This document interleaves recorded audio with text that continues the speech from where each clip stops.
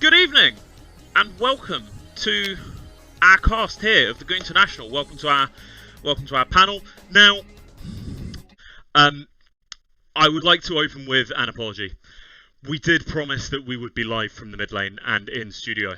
Unfortunately, as part of our negotiations with Mancaf, there has been a sponsor conflict. Our lead sponsor for our mid lane studio, in combination with Luke's previous association with the team Billionaires, now rebranded Black Country Widows, which is our second feature this evening, along with our presentation of the Mancaf series and Luke's casting. Unfortunately, the sponsors have insisted upon us not using that studio. And our main sponsor of that studio has asked to remain unnamed on account of us not using that space. We are now in our ever so slightly smaller, as you can see, our secret shop studio with a slightly reduced capacity for broadcast personnel. So on camera this evening we have myself and we have Jonas. Joining us remotely we have Luke. We may have Pred at some point. He could, who knows? It's Pred. So to preview this evening's game, we have our two teams competing. I believe you're very familiar with one of them. You have a significant role within the team organisation, Jonas. We've spoken about our sponsor conflict with our main studio, and how we've had some shipped directly to Luke. And now we're discussing the departure of Bean. I believe the rumour I'm hearing is it was agent demands which caused the contract not to be renewed.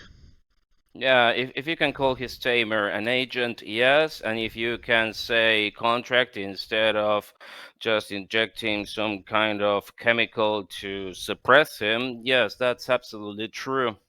Who can really say with an organisation the size of yours, this is contractual disputes, with the sheer turnover we're doing?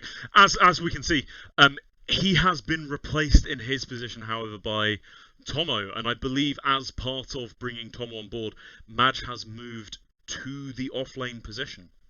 There's been a couple of changes thanks to his departure. Madge actually assumed the captaincy of the team later in GTI 2. With that, he also felt that he was more comfortable playing from the offlane, and in fact, we've seen some progress there. And we took Tomo as our new mid player. Yeah. Now, as one of only, I believe it's only the two organisations returning for the third Goon International, Too Hot for Dota being the other.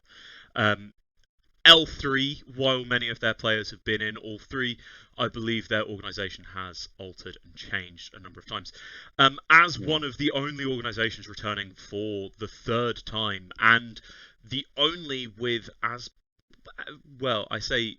close to, that is pretty much true, as close to your original roster as possible. With coming runners-up both last year and in Goon International 1, I believe. You may, I may be off on that actually. I think you are absolutely double right. runners up.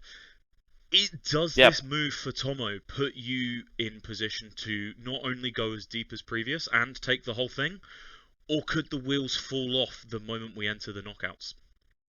Look, our hopes remain actually very high. I think we have a very solid team. The fact that we are putting Tomo as our mid player, I believe enhances our chances, because with Madge having the visibility from the offlane and being able to command and have a different perspective makes him a more effective captain. So Tomo taking the mid, he's shown his effectiveness not only in the first game that we played, which we won absolutely and decisively 1-1 against these guys in a team sit out, I think they're called. But we are looking into another victory. That was sit out. I believe that was a 1-1 series draw. Victory, yes, of course. I mean, without best of threes, we can't decisively say what could have happened there. We will have to get confirmation from tournament organisers on how that format will affect us going forward. We feel it's a victory, definitely. We know that we are coming really solidly into the second series. We know that we're going to have an extremely solid performance tonight. I just see positive things here. For Mancaf, my sponsors are delighted.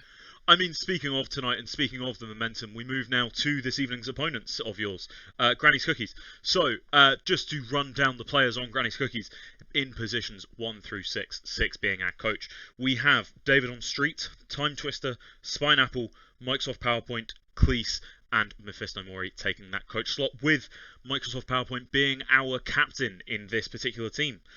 Now, interestingly enough, they went 0-2 against Team Spherical, who I believe you're facing this coming Tuesday. How do you feel that the 1-1 series versus the 0-2, you're carrying the momentum in, but they may potentially have that hunger? What does this look like for yourself? Look, we've witnessed Davidonstreet's antics several times. Imperium Flax's stream, we don't only have the experience from his GTI matches, but also countless hours of misplays, and I don't see a solid player there. I don't think Davidonstreet represents any kind of threat to us at all.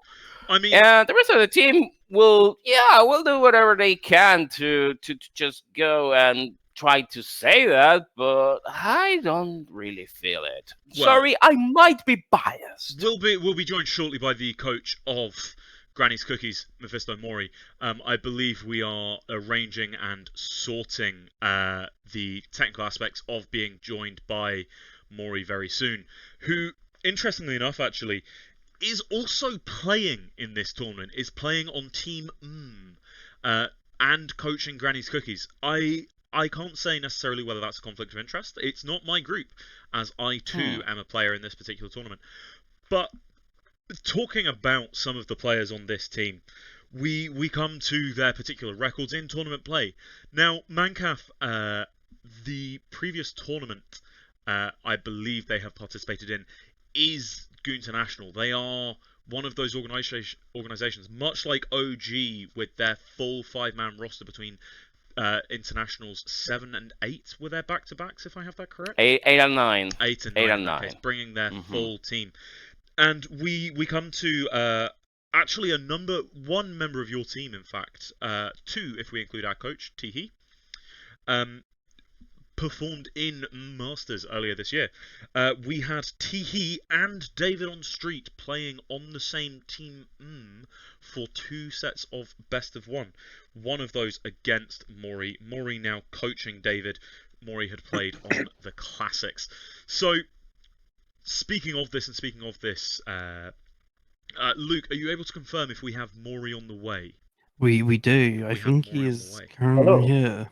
Mori is here. Yes. Mori is here. So, Mori, we were speaking about the momentum of the previous series this week coming into this one, Mancaf being 1-1 and the team of Granny's Cookies being 0-2. How do you feel the lessons from the series previously have landed with your team? Is there potential to see a surprise tonight? I'm convinced that we can see a stellar performance by Granny's Cookies tonight. Mostly because they are very self-organized, meaning they are requiring very little coaching from my side, and are actually quite strong at the moment. Fantastic. And I know you can't reveal too much. We are yet to go into the first game here, and I know that this is not necessarily Jonas's area of specificity. That's why the Mancaf organisation has teehee here as a coach. But when we look ahead to the draft and we look ahead to these 2 teams and their records, we can see that Phantom Assassin is one of the most contested heroes for both of these teams. It's in the top 3 contested heroes. Do you feel we might see a Phantom Assassin pick or ban this evening from your gents? I cannot confirm or deny any such claims that we are gonna try to pick Phantom Assassin. And you have Davidonstreet as your position 1 player. His previous tournament appearances, he's played in a more supporting role, one even against yourself, actually. How do you feel this affects your game plan going in, having such a prominent and noted support player on your position 1? Is that liable to cause issues in your gameplay? David has always aspired to become a core player, most notably a POS1 player, right from the start when he joined the regular Dota stacks, and has been more or less forced to support positions over that course just to give him a little bit more gameplay understanding. However, I feel like he's really risen to the task and is doing a great job as a POS1. Fantastic. Great to hear. Now, is there any, again, I know you can't reveal too much in terms of strategy, but are there any particular key moments we should be looking for, that we should be focusing, where Granny's Cookies will really come into their own and feature something for us, show us their true stuff and their true self, their real flashes of brilliance? What moments should we be looking and expecting for this evening? I'm afraid I don't understand the question. Like, I'm not a fortune teller. I cannot tell you what moments you will be looking for. No, absolutely. I understand. Again, like I say, strategy and timings, we can't be revealing those to the enemy team, nor would I expect you to. But speaking of things we are looking forward to this evening, I understand you have a series yourself a little bit later on. Yes, I do indeed. I will be playing a game with Team against... I forgot.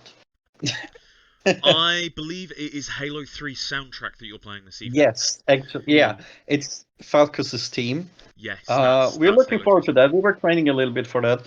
But, you know, it's still in the future, and right now we should focus on Granny's Cookies versus Team Manka. We absolutely should, and it's fantastic that you mentioned Team I mentioned it previously.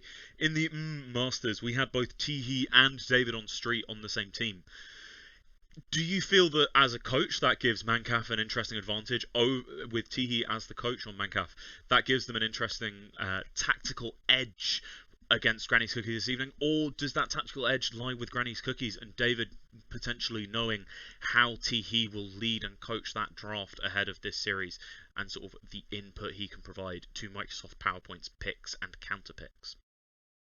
teehee has a very good tactical and strategic understanding of both the players and the current game, as in like the patch, and but everybody's playing with each other all the time anyway, so I don't think there's a particular advantage of them playing together in a team, because we always play like off the teams together anyway. Yeah, I mean, the Granny's Cookies team are a number that I see in stacks together fairly frequently.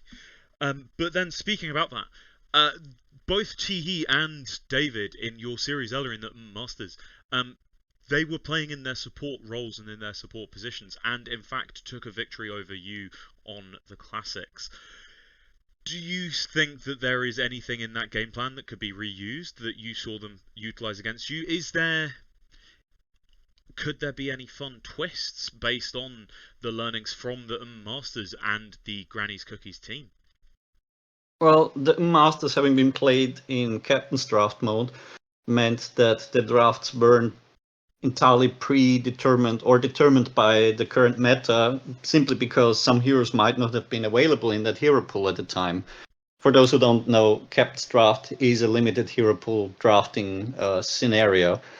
So I think it's definitely more open now, obviously, since all the heroes are available. With the exception of Ringmaster. Except for Ringmaster. And I feel like it's gonna play in favor of Team Granny's Cookies, simply because they are made up of a couple players who haven't played as many games as many on the Discords, and that meant that they were severely like handicapped by the limited hero pool.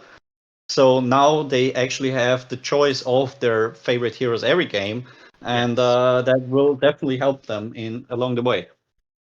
Now, turning our attention slightly more to the draft here this evening, we can talk about some of the historic top picks, and this potentially is where Luke can bring his true insight to us this evening. We have our historic top picks on Mancaf. We see a number of supports typically for Mancaf in Jakiro, Necro, while playing a core role in this patch, classically a support or even a mid that can drop off and play that slightly more team kind of a role later in the game and allowing somebody else to come online and star. And we have Leshrac, Vengeful Spirit, and Shadow Shaman rounding out the top 5 picks of all time for Mancaf. A very sort of heavy support lineup, which means that Mancaf are heading to the well of supports again and again. Luke, as somebody with a greater insight and our sort of higher skill player here in this cast. Oh, God. Higher skill player in this cast, somebody with that greater insight for us. Could you talk to us about what this going back to the well of the same supports over and over again, how this can sort of impact Monkey for Nothing's game plan, or maybe their draft, should they lose out on one or more of these? It's more going to the fact of it's their comfort heroes, isn't it? Like the same supports over and over again means it's the comfort picks. Yes, it might be the meta picks as well, but it's also comes to the fact of it can be the fact of their comforts. They enjoy playing them heroes a lot, and they know how to play them well. So them being banned out may have to force them to go on to less uncomfortable heroes once they don't play much. Ones which may have to be situational for that game. I mean, we do see this actually in some of the top bans for Granny's Cookies. The top bans in order 1 to 5 for Granny's Cookies being Witch Doctor, Phantom Assassin, Warlock, Phantom Lancer, and Nature's Prophet coming in that number 5 spot. Which, actually, that Phantom Assassin ban mirrors Mancaf's. Phantom Assassin's had a number of changes since some of the last patches. Do we feel that this could feature more as a pick rather than a ban for either of these teams this evening? Sorry. Phantom Assassin. No. As PA. PA, yes, but it's one of the most banned heroes for both of these teams. But with changes in recent patches, could this if you allow me, Absolutely, yes, Amos, yes, of course. I think PA isn't as strong. Still is a very solid hero for the carry position. I actually believe that it's not going to represent a potential threat for either team, but this depends very greatly on who's handling the hero. Indeed. If you put a PA in the hands of Alfredo, that's one thing. But we're talking about Davidonstreet on the other hand. I know that Granny's Cookies is a very aggressive team. We understand this. But remember, Mancaf prides itself in being aggressive. So this is going to be a clash of conflicts. And if they go with a hero that actually snowballs really quickly and that can exert a lot of aggression and contribute with ganking, it's going to be, well, whatever it takes from any of the teams. PA could represent only a threat if they know how to handle it. I think it's very dependent on the player. Yes, I think actually the most interesting draft matchup we could be looking for this evening is Kunkka. Kunkka is one of the most banned heroes from Mancaf. Very and strong. For reference, let's go through those banned heroes 1 through 5. The top most banned heroes for Mancaf are Viper, Slardar, Phantom Assassin, OG, and Kunkka, where Kunkka coming in at that number 5 most banned hero for Mancaf. Kunkka actually comes in as our number 5 most picked hero for Granny's Cookies, with Vengeful Spirit coming in at number 4. That matches Mancaf's most picked number 4 Vengeful Spirit. And 3 through 1 we have Tidehunter, Night Stalker, and the most picked all-time hero for Granny's Cookies in ticketed events is Rubik. Now, due to the changing nature of lineups in a number of the events that Granny's Cookies have performed on, we cannot say definitively which of these players may pick up Rubik or which position it will take. Night Stalker, we may potentially see as their position 3 with PowerPoint. Luke will be able to bring us more insight to that later in the draft if we see Night Stalker coming out. But Kunkka being their top 5 most picks and Kunkka being the top 5 most banned for Mancaf, this is our hero to watch in the draft. We need to be Amos, and look, I believe the teams are actually ready to go. If they're ready to go, we're ready to go. Executive producer Judo, we are ready to get into the draft if everybody else is. And Mori probably should go to his. Yes, that would. I'm sure that would be relevant. We'll get the coaches in. Thank you very much, Mori. Good luck and have fun. Good luck, have fun, Mori. And we come now to the draft. So with the thing about the picks and bans, we have to think of, if we're looking at the overall general thing of monkeys for nothing and the chimps for free, is Kunkka was one of Bean's picks back in the day. So it could very much be. I apologise to the stream very briefly while I clean off the lens on my camera. That are we looking back this is to why I'm the in 360p. This is maybe this is why the bans look a bit weird at the moment and picks, because of we're looking back at the previous 2 years where Bean was quite a prominent Kunkka picker, and they used to play against a lot of people who also pick Kunkka. Like if we think about the last tournament, Kunkka was quite strong then. So yes, Kunkka fulfills a role. We're seeing the first bans. We're seeing Viper, and we are seeing a Baden ban. We're seeing a silencer ban from Mancaf here, as you can see just over my shoulder here. Getting some of that disable out of the question with those 2 bans, so they're limiting the choices from Guaranteed Cookies to come in and disable Mancaf, and also the healing that Abaddon provides. It's going to be very interesting because they can't having they can't be having that sustain. They can't be having that kind of going in and go very aggressive, keeping the other team, well, of course the monkeys, tied into the battle. So at the moment, looking at the draft here, Luna is the most banned hero. Not one of the most banned. She's been picked 14 times and banned 14 times. This makes ban 15 now for her. In this tournament alone. Shadow Demons. I'm appreciating and I'm enjoying chat's suggestions in getting the focus right. I think it's something up with my camera in all of our tests last night. This was working just fine. So I don't know what is going on here.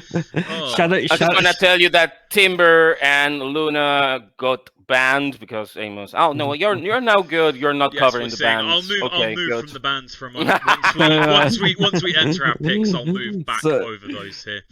So Shadow Demons, actually, I'm thinking about here. He's the most banned hero at the moment in this whole GTI this year, with a roundup of 22 bans and 6 picks. He is the most picked and banned hero this patch. That is a. Have I got Vaseline on the lens? Oh, you never know with these. Whoa! Oh, we are seeing a Jakiro ban here from Granny's Cookies. Jakiro being, I believe, the most picked hero for Mancaf. Yep. Is this the game that we see the Nutkin sniper? We might do. Again, you have to think of. Yes, Jakiro's been played a lot by the Monkeys for Nothing. But has it been played enough this year by that team? That is an important question. You may be onto something there. I mean, when we talk about the Nutkin Sniper, ultimately, that's a... Nutkin Sniper is... It's a transitional support. It's a support through the early game, and then just Poverty 1, from what I understand, is the way that Nutkin will play a Sniper 4. So this is if I'm looking at my record here, this will be the second game of Jakiro. Well, there you have it. You're covering him, but here we are. We have. There you go. A sniper and an axe. axe. The sniper pick just here. We also have axe coming out for likely Microsoft PowerPoint on Granny's Cookies. Now, this sniper could be a flex pick. In fact, this could be a Tomo mid. This is unlikely to be an Alfredo 1. But I won't rule it out. Somebody who has lamed with Alfredo on a number of occasions, his mechanics, his skill, his play is beyond a hero. It is more about the game rather than anything else here. We see the next round of bans coming in. Driver Ranger, and I think that's Shadow Demon getting banned. We're seeing Visage and Lich banned by Mancaf in this particular round. Interesting on that Lich ban. I'm going to say now that Lich is out of the question. Lich has been considered. But Lich as is you can one of see, the most consistently powerful supports in this tournament, I believe. I've had specific notes from my coach asking me to, have I been going to the gym? No, actually, I've been going to the pub. Every single time I've looked to go to the gym in the last 2 weeks, it's had too many people. I believe this is one of the first instances of a clock pick in this tournament. One of the most hotly contested heroes, heavily banned from what I understand. He's heavily banned, but heavily picked as well. This is pick number 14, if I'm going off of the record here. Extremely Pick number 14 strong in this, yes. Extremely strong. Incredible in this match. Great versatility, massive mobility. Really opens up the match. And we see Witch Doctor here now for Granny's Cookies. I wonder what their next pickup will be. Do you think this is where they take their next support, or are they going to continue to fill out their lineup of cores here? I think we're going to see a position 3 here from at least for the monkeys as well. Well, so this is the Granny's Cookies double pick. Okay. So they can just freely fill away if they wanted. I feel like you pick your carry or your mid, and you have a flex then for carry mid here. Well, no. So the Witch Doctor is their first pick, and we're about to have their second pick in their double pick. They are beginning to burn some of that reserve time, going deep on the pick. Yeah. So going off of what I know from years before being part of a team, this is the point where you're talking to each other and being like, if we pick this, they could counter this. If we pick this, they could counter this. And then you're trying to work out what the enemy team is trying to pick at the same time, to then counter them on your last pick before the next ban stage. They might be deciding the rest of their strategy right now, consuming their reserve time. Yes, I mean, I was in a draft slightly earlier this week where our whole strategy did get altered on the fly due to certain picks and bans. Now, they are going very deep in this reserve time, dropping under that minute mark. This actually, I believe, will be giving greater advantage to Mancaf. Pred, to answer your question, it's due to sponsor commitments. We are having to use our slightly smaller Secret Shop studio. We are not live from the mid lane this year, unfortunately. We are live from the Secret Shop, which limited our ability to have broadcast personnel, and Luke has joined us remotely. Sponsored by Yerba Mate Playadito, by the way. And here we go. They filled up their supports on Granny's Cookies, taking a Grimstroke. Grimstroke is still an immediate really pick from Mancaf. Necro, one of their most picked. I believe I said it was their third most picked hero. So this will be a Maj 3 this most likely. This is a Necro 3, and we're seeing their second pick, Earthshaker, very swift. Earthshaker. Again, could be flex. Are we likely to be seeing this Earthshaker mid, do you feel, Jonas? I'm not going to reveal anything, but I know exactly what they're trying to do here. I've been in the conversations with the coach. Oh, fantastic. Good to hear. There is a decision around this. Very conscious. In fact, so far we've seen a selection of heroes from Mancaf which could be played in almost any lane. We're seeing a sniper classically thought of as your position 4, clock these days as your position 5, although I have seen it previously played in a 3 role. And we have a Necro here. Necro, which we've seen in 3 a number of times, maybe even 2. And then we're seeing here an Earthshaker, recently considered a core hero. You can see you have your disable, you can see you can have your quick in and out on the battles, you can see that you can go into the snowball of aggression really quickly, trying to counter really just the traditional approach from Granny's Cookies. Farm, closing it off for their team. And we've seen our Dragon Knight now for Granny's Cookies. It's a shame but then again, this could be a flex. We don't have our Premier Dragon Knight analyst with us at present. I believe our producers and technical aspects are working to get him with us, and we can hear from Pred a little bit later on, potentially during the laning phase, if he finds his way into a channel that gets him dragged into the casting room. Producer Gido, please.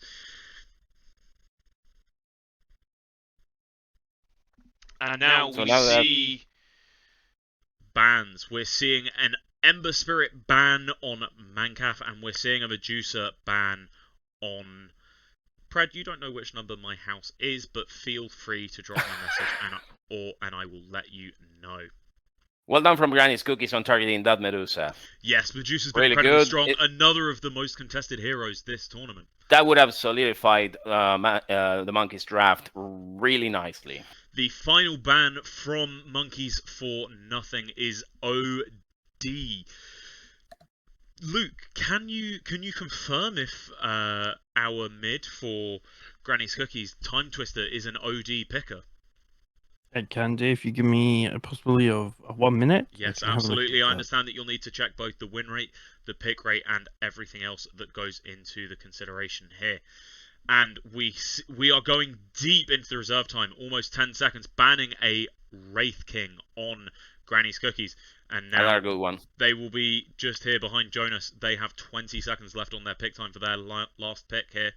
And then we will be going immediately to Mancaf, who I believe are still sitting on over a minute of reserve time. So it doesn't seem like ThymeTwister has his profile open, so I cannot go into depths. But by going off this, he's never played OD before in any tournaments. This is a bit of an odd ban from Mancaf then. Maybe they see it as a free ban. We're seeing our position 1 for Granny's Cookies. That's a Juggernaut, which confirms Dragon Knight will be in the mid lane, because I would be shocked to see Axe anywhere other than position 3. And now Monkeys can take their time with this last pick, really putting the pressure onto Granny's Cookies, cranking up the conversation about what that strategy is going to look like. Are we seeing this OD? Are we seeing this OD ban was because of like what they wanted to pick here, which was the Slark? Nice. This really could be a consideration. I love it. I take it will be an Alfredo Slark, a Nutkin sniper. Oh Madge. yes, here we go. This is coming out. We're seeing our teams line up. So we were correct, by the way, with the whole the Necro and the Earthshaker possibly being. It has. Madge is now playing position 3 Earthshaker, and Koala Killer is now playing position 2 Necro.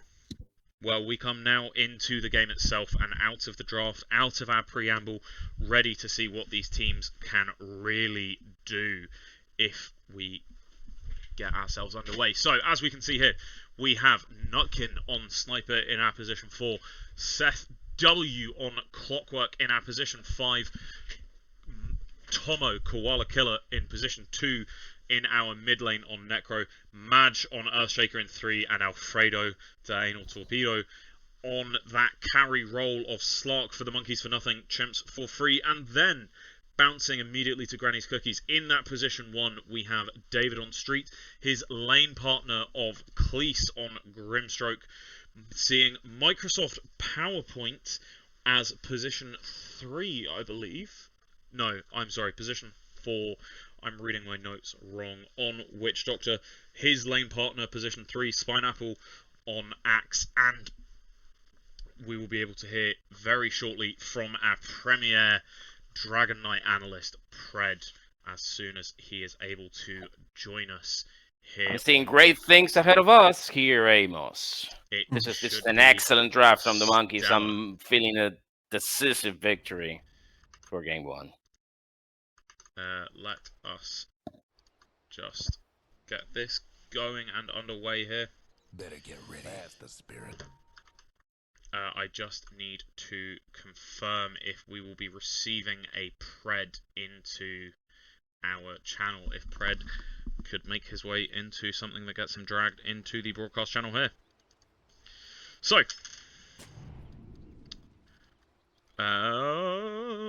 So again, we have Alfredo D on the Slark, Koala Killer on Necro, Madge on Earthshaker, Nutkin on Sniper, and szethw on the I appear to be having a minor issue with the stream. What is going on here? You need to... Did you watch someone's game recently? Potentially. You will need to disconnect and quit your game and I will be back into this game shortly. Please look at this pretty picture while we wait. Perfect. The stream cannot currently hear you, Luke.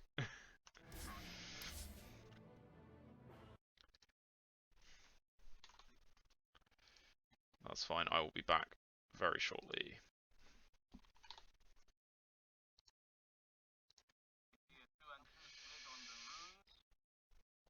I'm just relaunching Dota, so we're actually missing this very early part of the...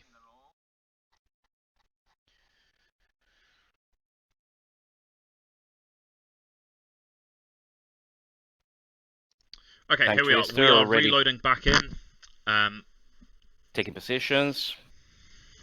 The We lanes. are reloading back in. Sorry, I had to remove our ability to be heard by the stream while I reloaded here.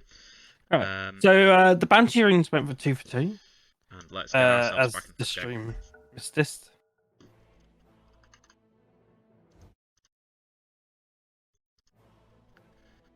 And even trade down the bot lane with denies and such. I am having an incredible issue loading into Dota. Here we go. We are in, and let's just... Oh, gosh. And now... Here we go. OBS has Dota. So, apologies to our viewers for our technical issues here. We saw a split of 2 and 2. Very little contest over the runes. We have our lanes here. We're seeing an early push from Tomo onto ThymeTwister into the mid lane. We are seeing this clear, safe farm for Alfredo here in the safe lane. Going in on Grimstroke. And we're going to see the stun hit from Grimstroke. szethw coming around the edge, getting him in the cogs. Clockwork. Are we going to see first blood on Cleese? Fantastic. Lovely! This is And a Alfredo got the beautiful stack. start. This is a beautiful start for Mancaf. Early aggression here, really putting Granny's cookies onto the back foot. And we have a look over here in the top street. David beginning to lose some of that health, getting zoned out incredibly in Nutkin. Madge So is it the cleaning top up on street last because hit. Davidonstreet's up there? Yeah. Potentially, we will never know for sure. The mid lane is quite contested right now. They're pretty even. This is looking fairly even on last hits, to be certain, yes. Bless you. Thank you.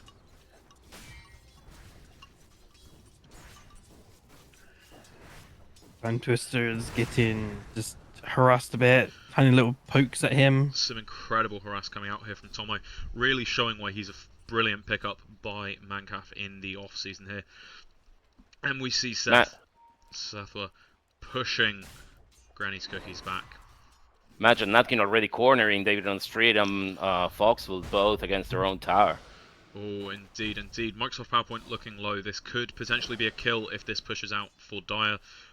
But We see the camp here has been blocked by Sentry as well, so that means that the wave is going to constantly push into the tower.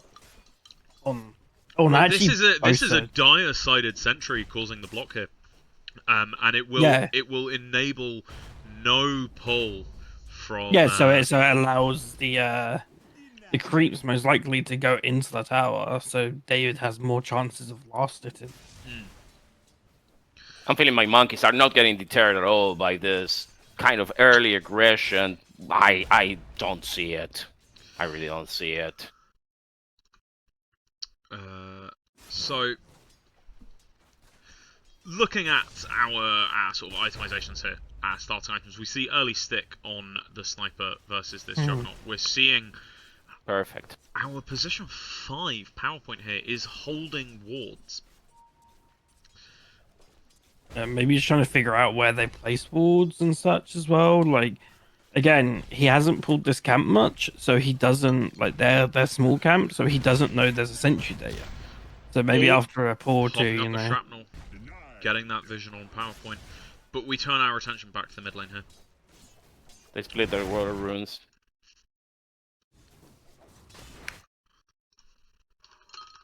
There's also a very interesting ward down the bot lane here, which is blocking the Dire side hard camp, which they warded off themselves. They blocked it themselves. Oh no, they haven't actually. Davidonstreet goes in against Madge, and this is actually a kill for Madge, David. We've missed this, but Nutkin getting that shrapnel charge just now potentially could be a turn on PowerPoint or David, but he's leaving it be, leaving it right where it is, hoovering up some of that farm while we wait for Madge to return to the lane. This is just a very minor setback. I'm not concerned at all. I mean, it's the fastest way to get full health and mana is to just return to the fountain. Absolutely, it's tactical. But speaking again about this ward down in the Radiant safe lane on the Dire Hard camp. It's actually not blocking. It's not blocking. I just looked again. Had to look properly. But yeah, it's not blocking, but the Radiant one Just is. outside the camp. But the Radiant one is That here. a blocked camp, and we're seeing them go in on Cleese again. A leash. I think this is going to be another this stack. is going to be... Oh yes, It's it's another another stack. stack for Alfredo, beginning his scale, beginning his snowball now. ThymeTwister already has his dragon form. He already has his dragon form and he's coming up top. He's activated the dragon form. We can see here he's spent half of it coming up to this top lane. Davidonstreet's going in on Madge. Stun That's on a really them nice from Fisher, Madge. but That's Badge dead. ThymeTwister coming in on Nutkin. But we don't see David or PowerPoint coming up to assist him. He is going solo on Nutkin, moving for his tower. The He courier hasn't got coming his stun in yet. with the end of the treads. No stun, but Tomo has TP'd up for nothing. here's their framed early aggression. As we predicted, we knew that this would happen. Again, Madge is suffering the blunt of these attacks, but at the same time, he's halting the rest of it from exerting more damage on the rest of the team. Indeed, and we're coming up 25 minutes to the Wisdom Runes. We are seeing Nutkin move for the Wisdom Rune, and we are seeing szethw SF, move yeah. up for the Dire Wisdom gonna Rune. He go is for a ahead of snipe. Cleese. He has his Windlace. He will beat Cleese up there. He has the cogs to zone out. This is the battle to watch. Cleese is moving in. He has his stun available to him, so depending on how the cogs get deployed, they're inside the cogs, both of them. This is a Wisdom Rune Cleese for got it. each team. Cleese secured. But is this going to be a kill on Cleese by the Radiant? I don't think, I think it's he's going gonna to get away get here, yeah. right Not in enough. there. Not quite enough.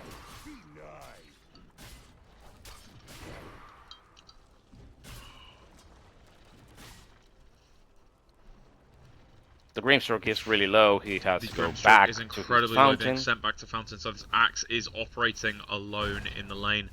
No pushing past, no wave skipping on this occasion. Madge is still there. PowerPoint's taking a lot of damage. Fantastic bounces from Grimstroke is PowerPoint. TP Cleese in. comes in. They are looking for something here. We I think come Cleese got back spotted out to there. ThymeTwister in the mid lane, who has activated Dragon Form again, but is Is halfway he going to through. try No to tower mana, push this? no TP. I guess he's going to try to shove it down. We've got this.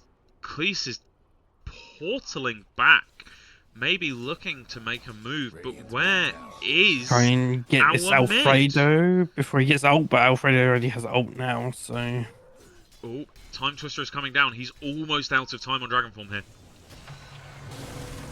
They have corner Madge They're once looking again. for the kill on Alfredo. Alfredo in the jumps bottom out of lane. it! Alfredo gets clear. The cogs zoned brilliantly. That's 3 of them looking.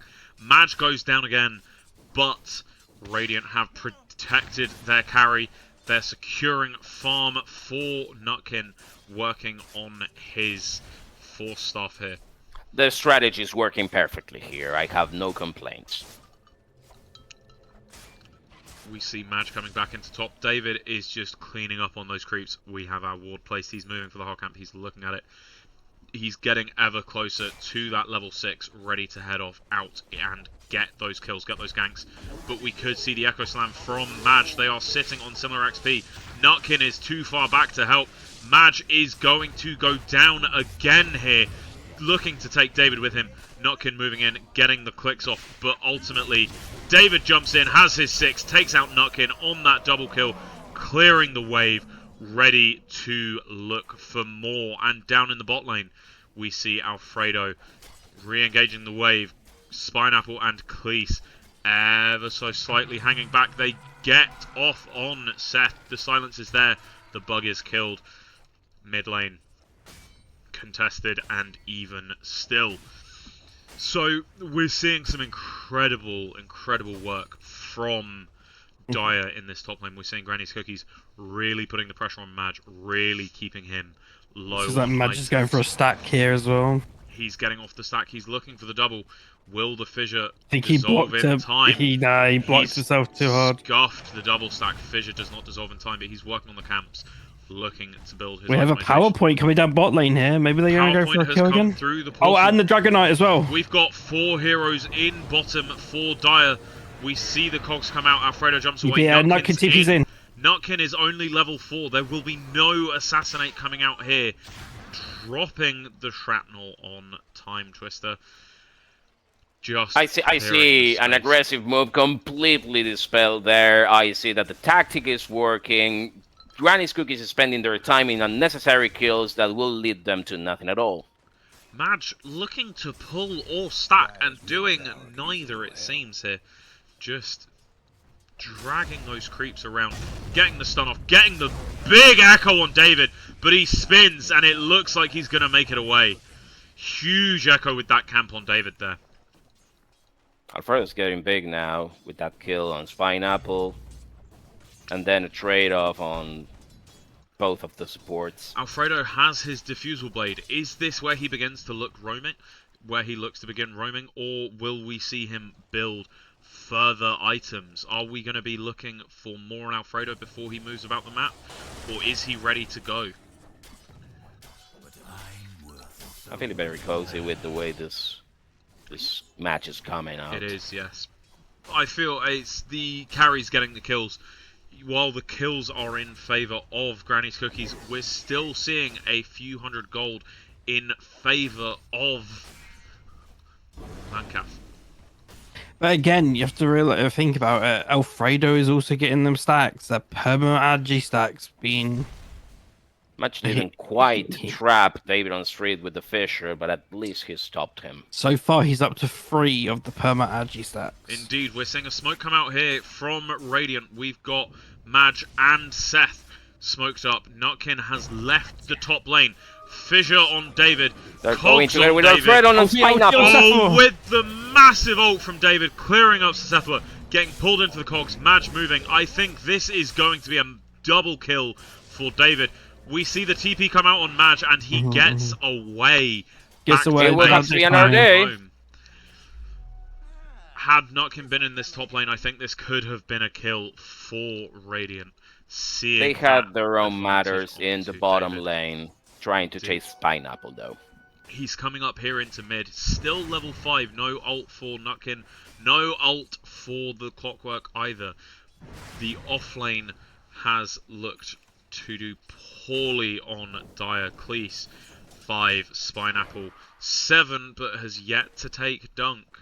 Will we see it on 8, ready to come in for these kills? Looking to go Blade Mail first on the axe, no blink. ThymeTwister with his blink, nothing else. And he has his stun now as well. Coming in, it's facet time for ThymeTwister. 15 damage. It's been 13 minutes of the match, and we're not seeing any of the objectives actually being targeted. This could be a grind, or it could be a slow build into a rapid push for Mancaf. Part of their aggressive tactic at work. 30 seconds to our next Wisdom Runes. Will we see any team moving aggressively for them? Cleese is Madge up. and Tomo in the mid lane. And Nutkin also is there as well. Top tower's hurting. We had the Slark gone up to top to farm up top lane instead and go and take that farm. Dire look to be having 4 heroes on that mid lane.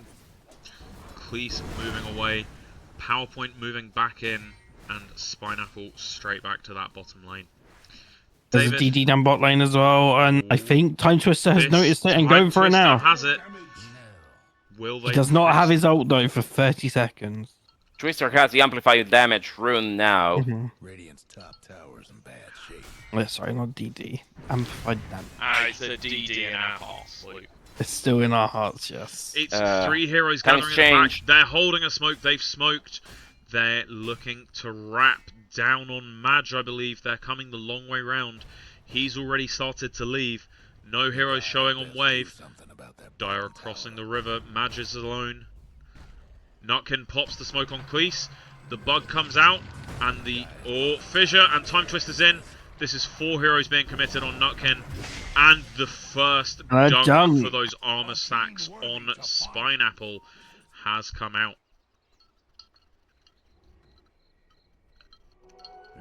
Time for We're seeing more of that aggression, but oh, a hook hoping for something from szethw. Trapped in the cogs, Necro coming in. Trapped in the cogs again. Are we going to see the Necro ult? No, he is silenced. They are leashed. We could see some big spells here on these two. Madge moving in. Madge looking to intercept. the whole team is converging down the mid. Indeed, I think they're tired of the cookies antics. 5 heroes committed to mid from Radiant. There's also Blink Dagger on this Dragonite, and I think he's just revealed it. Nice Fissure to stop them. Brilliant Fissure, taking down half the tower's health.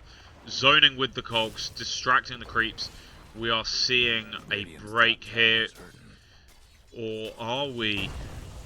Fissure. Another great Fissure. Oh, pushing this wave. They are looking at this tower. They don't want the fight. They just want the buildings. I don't think there's going to be much that they can do to stop them now. That tower is coming down. That tower is down. Our first objective has been taken, and it's by Radiant in the mid lane. But we're seeing the rotation up here into the top as Dire push this. David is trapped on the tower side of the fissure, spinning to get away. We're seeing no further teleports up to top. David. Will the monkeys be able to rotate quickly and grab him? Alfredo is zooming in. Oh, they got him! In, and the fissure on Alfredo's side. That's another stack for Alfredo. Assassinate comes in to secure, but it's not needed. You can see that all of that early aggression from Granny's Cookies is actually just some spent effort on nothing of worth. We're beginning to see the net worth swing cleanly in favour of Mancaf, taking their second tower here at 17 minutes. szethw zoning, trapping Cleese. Alfredo coming in, massive. That is not another stack for Alfredo, but we're seeing the hook come out on PowerPoint, and Alfredo's going to take that. This is swinging significantly in the favour of Mancaf, taking their second tier 1 in a short period of time, protecting their own and still being clear. Now, in my experience, from what I understand of the goons broadly, what we want to be looking to do as Mancaf here is they will be looking to place wards likely here, likely here, likely here somewhere, and begin to play in this area. Really start to open up this top section of the map here and look at this tier 2. But we're not seeing any of those wards placed just yet. So far the only ward is this one here in the mid lane for Mancaf, where Granny's Cookies are warding up their own jungle defensively. They have some fantastic vision, protecting the farm all down here and in this zone here for their carry. If you were on Monkeys, Luke, I know that you may not be today. If you were on Monkeys, where would you be looking to move? What's your next objective? Do you want the tier 1 bot, or are you looking at a tier 2 top or mid, perhaps? Dire's top tower's getting beat down. Where would you be looking for if you were playing on Monkeys here, Luke? What's the next objective you're looking to take? You know the drill. I think we lost Luke, unfortunately. We seem to have. But we can clearly see that the objective that Mancaf are looking for is the third tier 1. They begin on this wave. Spineapple is here. Spineapple is alone. Cleese is looking at it, but David is the other side of the map, just building his items. He has his Maelstrom.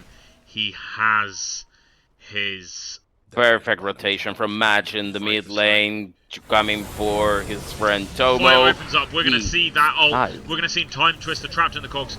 We see PowerPoint going down at the back. ThymeTwister is down. Spineapple gets flared. Fissured, assassinated, leash. That's another stack for Alfredo. That's 4 dead.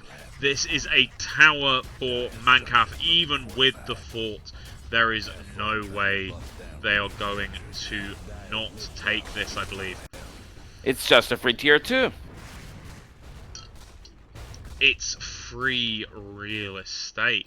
Dire's mid tower won't last much longer. Well, there you have it. Mancaf is now making sure to profit from that spent effort. Prime position, jump they- in from Madge, tower click, PowerPoint walking in Viz, hits the bongos, Madge gets out, Tomo frees himself, and this is Monkeys freed and away. 4 of them They're smoked. going on a smoke. Alfredo is free and visible. Madge is jumping in, no discovery. It looks like they are moving for this Roche. This is going to wrap the early stage of the game really nicely with the Aegis. We're going to be able to finally go into an aggressive stance. They're beginning to feel cornered. Pulling ahead with their 5k net worth lead and 3 kills on Mancaf, but they have taken 3 towers to Granny's Cookies 0.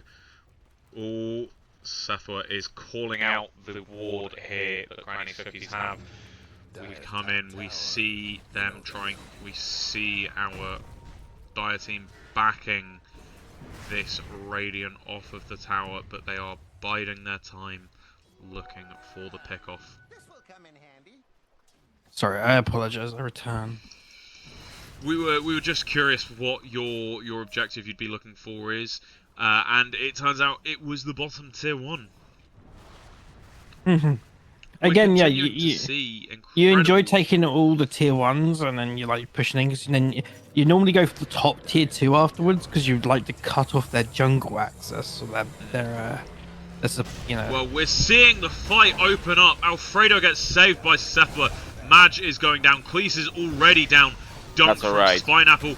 ThymeTwister still trapped in the cogs. David has Omni/Nutkin down. We're seeing the Necro ult take out Nice, ThymeTwister. nice. Spin from David. The bongos come out and we've got 2, 3 in the bongos. Down with Tomo. Alfredo getting away. Szethw really cleaning this up. This was a good fight, I feel, for Granny's Cookies. And yet, the most valuable member on the team of Monkeys for Nothing, Chimps for Free, and the most I beg valuable to member differ. of the game survives still. How many kills do we have? How many deaths? We are 0 deaths on Alfredo so far, and 8 kills. That gives us our 9 permanent agility that he has gained. The Dire best do something. That's the whole thing. It's hinging on Alfredo, the fact that he's getting really strong and really fat. Right now, I don't see anything that threatens what's going to happen with the Monkeys. It's just all around stellar work. We Alfredo also- looking at his BKB, Madge looking at his blink. We also have 6 stacks on the axe as well. The It's other an incredible stacking, number. the other stacking carry we have in this game, or Well, even core, in fact. core at least. Just We see David looking to finish his Manta style. This should come in reasonably quickly for him. And then 4 heroes down in the bottom lane. Spineapple coming into mid, looking at that Blink Dagger now. That later Blink Dagger in the build. Blade Mail, then Blink. Really building that survivability rather than the initiation. Which how Monkeys for Nothing are playing. I don't think Granny's Cookies need. They want to keep going in the fight. They want to counter-initiate rather than open it up. Maybe they go for one of the objectives at least. They haven't even Radiant's tried mid to tower's take getting the backed top up. tower so far, and it's on the verge of being destroyed. Well, during the fight in the mid lane that David did not come to, where the Radiant took Dire's tier 1, David was pushing that, and we saw the rotation up of the Radiant team closing off David, taking him, and taking that top tower slightly earlier on. Guess what's happening? 4-man smoke coming out from Dire. They are looking for Tomo here. They can see 4 heroes showing in the lane. They are coming. They want that pick off. They want that kill. Are they going to reveal themselves on the courier? Or are they going to Damage be rune and hunting smoke. for the kill? They found there's a pop on the axe. There's the stun. There's the call. Oh, the fissure comes out, the hook, the cogs, the leap, the echo. Huge echo. Cleese goes down, Necro goes down. Dragon Knight's coming down too. Yes, Omni/Slash Madge. comes out. We're going to see a kill on Madge. We're going to see a kill on szethw. David will fall to Alfredo, it feels. Yes. Beautiful. That's 5 down. Alfredo and Nutkin are free to push this tier 2 bot. And if we look at our win percentage, it's shockingly even. But the Radiant are pulling far ahead Slowly, on yes, net worth and experience. Right now, it's at a 15 very decided 56% in our 10%. favor. I see nothing wrong here. It's on an all-time high. I know that we're going to win. I know that we are there. We're in the zone. This is an incredible high ground pushing lineup for the Monkeys here as well, with the Clockwork and the Earthshaker ready to initiate, and Nutkin able to just sit back and click towers. But Spineapple comes in. He's looking at Alfredo. 2 more TPs. Cleese has walked down. The stun is out.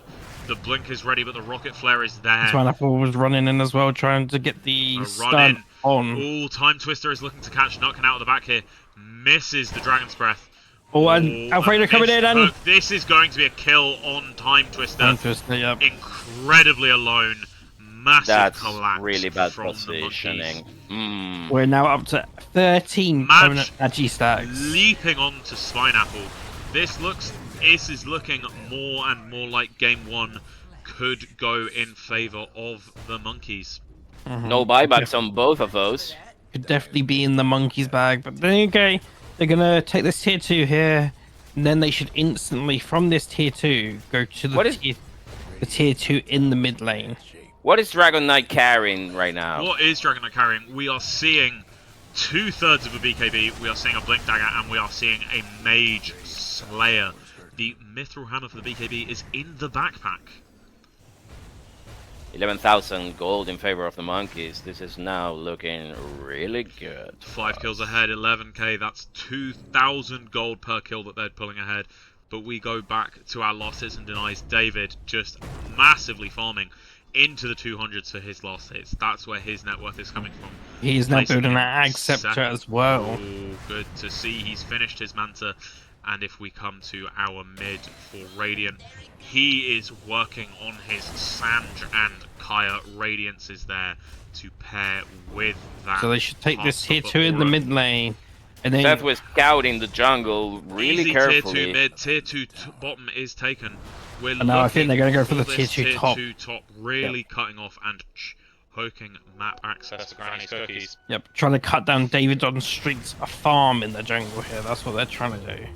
Indeed. Dominating the entire dire jungle right now. The Monkeys are controlling everything they can. This is some incredible work from them here. Possibly the next objective is going to be top. Yes, I feel the play here, I would feel, is you take this tower and then you look for Roche. But ThymeTwister is coming in, activating Dragon Form, looking to cut Nutkin off. Nutkin's just going to show to Spineapple. Ooh, stays at the top of the stairs there. Spineapple coming around. Nutkin's cut off, but Alfredo comes in. The call is made. ThymeTwister gets the stun off. Is this going to be our first death from Alfredo? szethw coming with the hook. Massive echo. That's 1 down, 2 down for Dire, 2 down for Radiant. We're seeing Cleese at the back. PowerPoint at the back. Alfredo lives yet further. Nutkin gets to just sit there. We lose Madge jumping in. We lose szethw jumping in. Grow bow. Oh, this is a big item for Nutkin. This is going to really enable his transition into poverty core here. And the ward coming out for Radiant. Alfredo and Nutkin just looking at taking this tower for free. The only people on the Dire team they're scared of are dead or showing elsewhere on the map. A smoke comes out.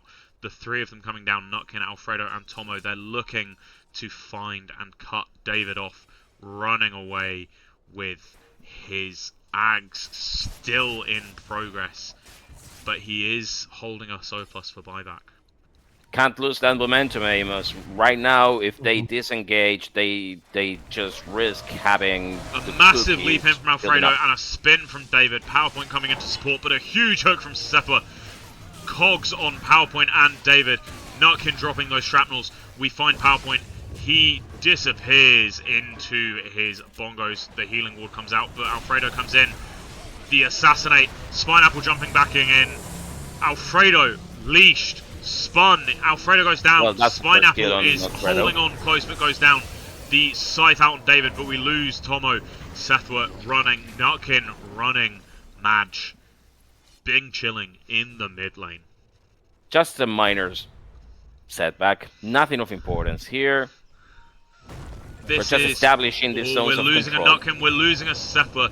They've cleaned up 4 heroes on Granny's Cookies. This is them looking to come back into the game. But again, Madge just shoving this lane, moving round now to the top to choke Maybe the map if they access. try to take one tower. Radiant's Maybe. tower seems Maybe if they try for the tower, but we'll never know. Look, that dragon just runs away scared from a cart. What's going on? This is a bit of a masterclass from the. This is a bit of a masterclass from the monkeys on their game plan. This is them really showing their hopes and dreams at work. They're collecting up again. Is there a smoke held on any of our dire heroes? We look through and we see no smoke held.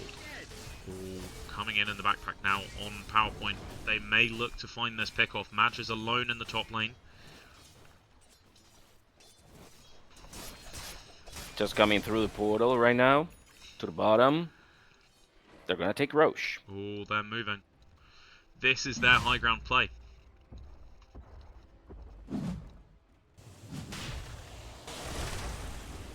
They're attracting Roche back into the pit. And there it goes. Are the cookies even aware of this play? It I don't looks, think so. with their split and their wards, they have absolutely no idea what's happening. It doesn't feel like they were ready for a Roche to happen in this game. I'll give it to the cookies. The jug is right now top net worth. Getting fat. Davidonstreet doing what he should be doing. Just farming, making sure that he has the right items.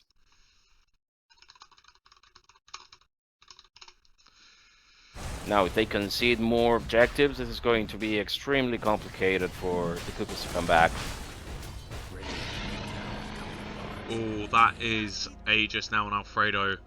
He's looking, he's maxed his skills, he's building his talent tree. Holding the Aegis, holding a BKB, holding an Orchid, holding his Ags. Really searching the next fight. We see the Orchid on the clockwork. We see the Ags finished on Juggernaut, and DK beginning to build his own Orchid into a full Bloodthorn if it gets that deep into the game. I think they're trying to clear the bottom lane and try another round of aggression against. We're seeing Tier them 3. line up, popping that rocket flare. We see Shrapnel next, perhaps. Alfredo's walked up.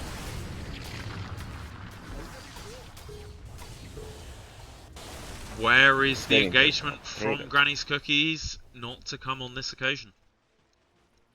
The monkeys are taking it slow. They're making sure that they do the right move. Don't want to jump on any stray hero coming from the cookies. This is very choked off, but we're seeing Spineapple here, all TPing back just in time for Alfredo to come up. The leash, miss on the stun. Fissure trapping ThymeTwister, but none of Mancaf looking to go in. Just pulling back, resetting, re-engaging. All in all, I think they have the advantage, and they're not gonna be able to come an out. assassinate out, let an that go early on. assassinate, and the rocket flare on ThymeTwister. It's all good. Just Right a now, it's all about slow creating siege. fear, a state of disarray. A slow siege being looked for here. We also see the Ags being started on Tomo, the Sanj and Kaya finished, the Boots of Travel finished on Tomo. Nutkin looking to build. Honestly, I'm not entirely sure what item Nutkin's building here. We'll find out in a bit, I guess. We do see ThymeTwister finally venturing out of the base. Alfredo goes down, but that's the Aegis. They move in. Massive Echo, massive hook. 2 heroes in cogs. szethw going down. Alfredo on the back. BKB'd up. ThymeTwister BKB'd on. Spineapple jumps in. BKB set here. Big fissure. Alfredo walking away. 1 kill from each so far. Omni Slash. Another on Spineapple. Alfredo goes down. Madge jumps in. The spin. No more kills it looks like will be had for Dire. The Radiant just got 2 split. They'll clean up on Madge and the other 3. They live again. Looking to come in on Tomo.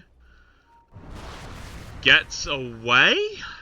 Yeah, he just gets away. It might be a bit of complication here we go. right now. The mini slashes out to chase the ethereal state. They're just committing too hard on getting They are coming Tomo. very deep here. Nutkin is getting that stun out. We see szethw coming back in. Yeah, so right now they're... ThymeTwister. ThymeTwister has been engaged. He's silenced, he's stunned, he's cogs. Tomo's coming back in. Oh, getting ready for that big scythe. Here we go. Come on, Tomo. Show us your I don't think he scythe. has it. It's on cooldown, No, but he they doesn't have it. don't need it. Good enough. Too bad about the stack, but it's still a kill. Sorry, I heard that. So what do you think, Luke? Right now, they ventured into the Radiant jungle trying to chase Koala Killer, but instead they met a death and destruction from the monkeys. Okay. I guess overextend happened. I didn't see what happened exactly because I was eaten at that current second. Match is already coming back into the Dire jungle, jumping in. Indeed, regrouping from monkeys and again choking the cookies out of their base. We don't see any smokes on our Radiant lineup though, so there looks like they're just gonna go face and try and get back up that high ground and work on that bottom tier 3 of the Once Dire. again. David, chilling, working on his items. Oh, he was shopping, setting his quick buy. ThymeTwister is Foxwell dead. seems to be Madge monitoring. in and out. Are they going to be able to take this T3 at last? Madge comes in. They're working on it, just slowly chipping away at that health, getting it down to 850. But we see the 15 permanent Agi stacks on Alfredo. Oh, drawing on the map here from PowerPoint. They know that the monkeys are in their triangle, but they move out. They look at this Tormentor. And that's it. By the way, look at it. Radiant's top tower. they haven't even been taken so far at minute 37. Creeps doing a big job on this bottom tier. No, This top double tier 2. carty. Oh, double carty wave. Clear that out. Disengage. Show on the wave. Fissure on Spineapple and ThymeTwister.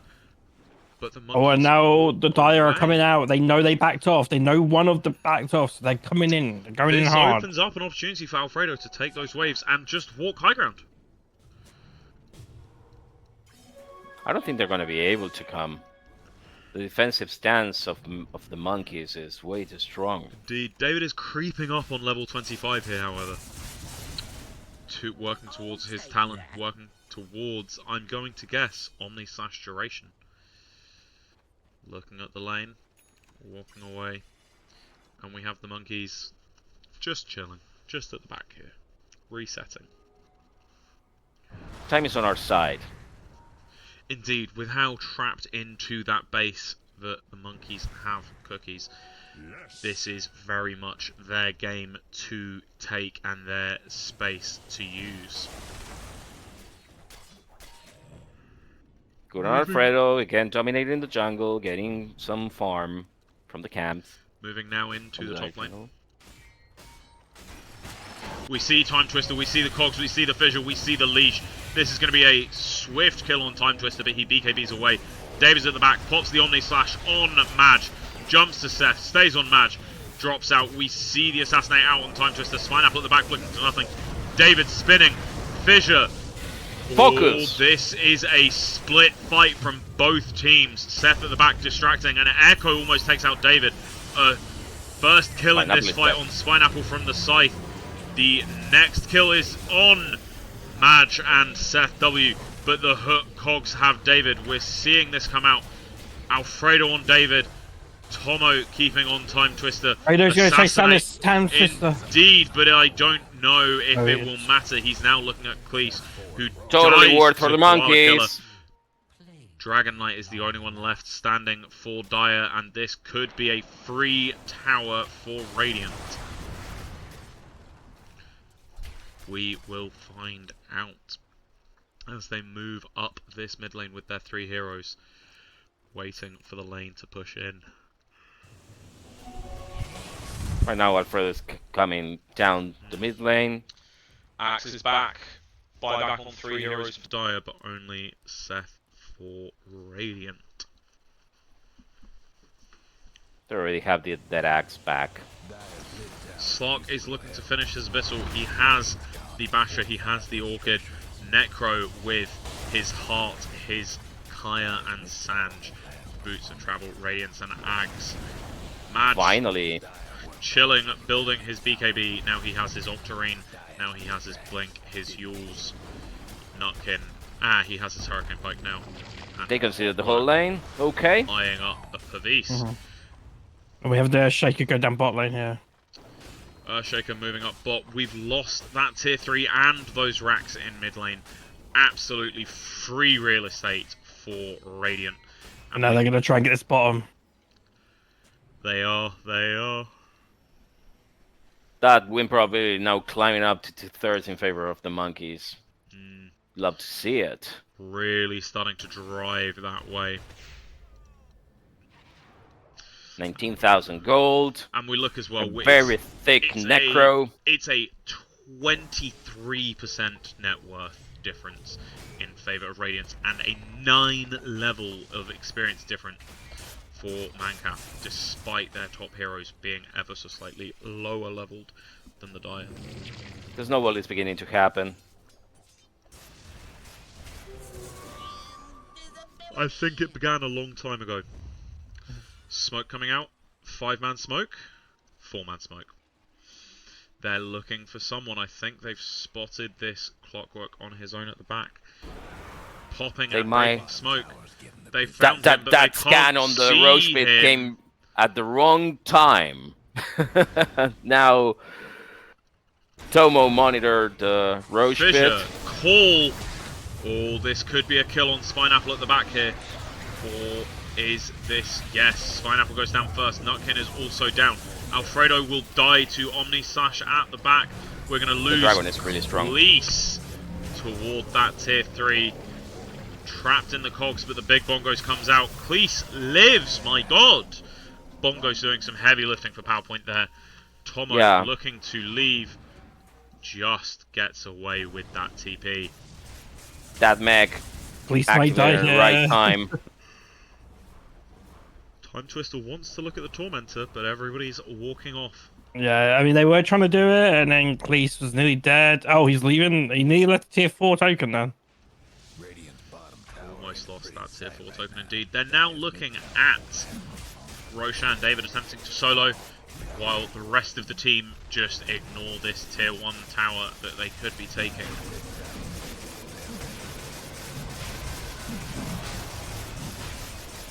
Mantan healing ward deployed. Just David going Both on his supports own. coming in. The Even if lane is beginning to push away from this tier 1, but I don't think they need to be bothered.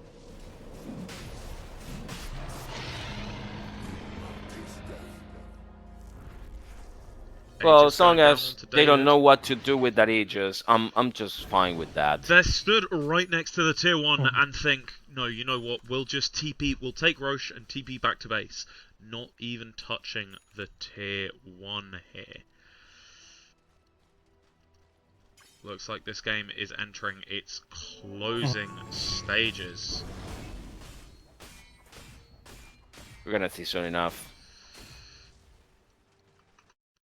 I think they're trying to solidify their position on the top lane, the monkeys. That might be the next objective.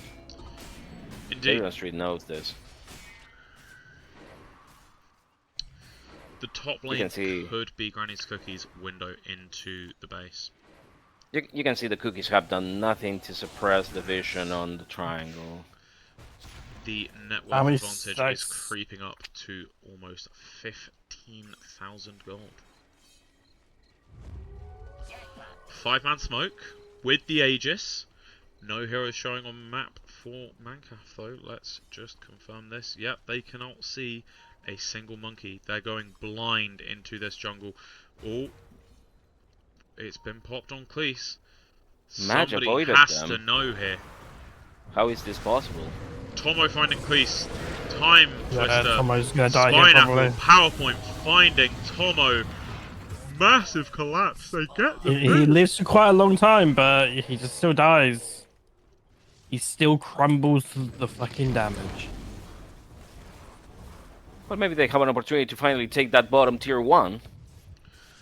Maybe if they will capitalize, if they will play the objective-based game here. Madge is just clearing waves Indeed. on the top lane. Nobody's threatening him. Trouble brewing at Radiant's bottom tower. They take this tier 1, they begin to open up more of the map for themselves, creating those farming spaces. We're even on kills. How many stacks on axe is a good question. We're seeing 7 stacks on axe.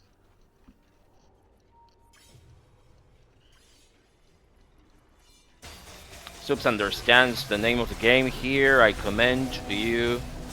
Subs, thank you very much for your pertinent comment on the situation. One tormentor taken, another being looked at. Yeah, this is going to be a quick tormentor in Clean favor up. of the monkeys as well. And that's the flashbang is available to, no, sorry, concussive grenade. Yeah, it's the grenade. It's a flashbang in our hearts. It's going to be very useful for Nutkin. That actually supplements what he can do from the back lane. Alfredo looking to build the disperser now. Finished the abyssal. Cookies grouping up again in mid. They want to go for this push. They still have this Aegis. How long? They got this Aegis for 1:30 still. That's 90 seconds that they have to make something happen. 90 seconds to look at another tier 1 here. They need to push. They need to push. need They have to a do Dragon Knight. They have a Dragon. They have a Dragon Knight, they have a Juggernaut with Aegis. How long is left on this Aegis? It is 1 minute and 15 seconds on the Aegis. Rocket Flare comes out on David. The whole team just standing in the jungle here. And the TPs come out. They are looking at that bottom lane. The tower has gone down to a massive wave and a Madge. David has begun to creep into the lead on the net worth graph. We have Tomo in 2, Alfredo in 3, and ThymeTwister in 4. Lovely to see our top cores occupy those top slots in this game. I believe that's an excellent trade, a tier 1 for tier 3, right? Indeed.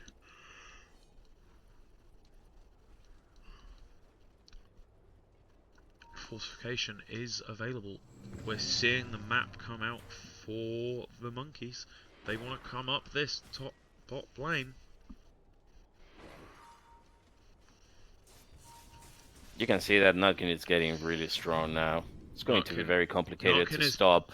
Beginning his transition into core. The szethw, together with him, are moving to Lotus Pond. They're trying to get that zone control and finally push on the top Indeed. lane, but We've just they seen have an expired detected intent. Aegis. They need to control Oh, this top Dragon lane. Knight revealing the finished Shivas. Indeed, this is a reset moment for both teams, with the cookies looking to take any tier 2 and the monkeys looking to come up a second lane of racks. Looks like they want it to be top, but they won't mind bottom. Look at Match stealing that Wisdom Rune And just spotting ThymeTwister from the sideline. This is beautiful.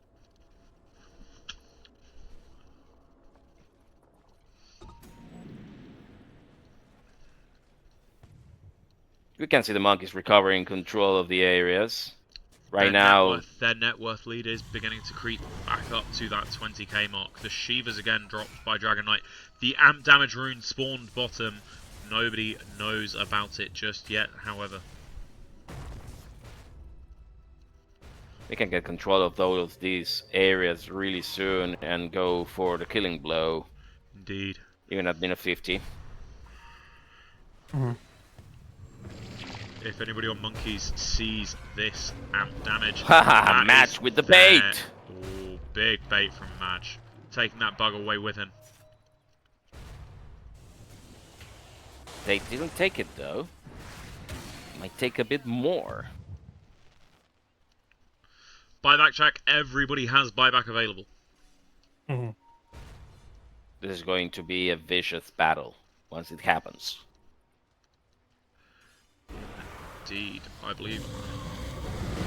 Everyone on, everyone. Here we go. Match going in. Match popping the BKB, jumping back in. Big echo. Big echo. Fissure. Oh, and now we come in with Alfredo. It looks like the damage in. Omni.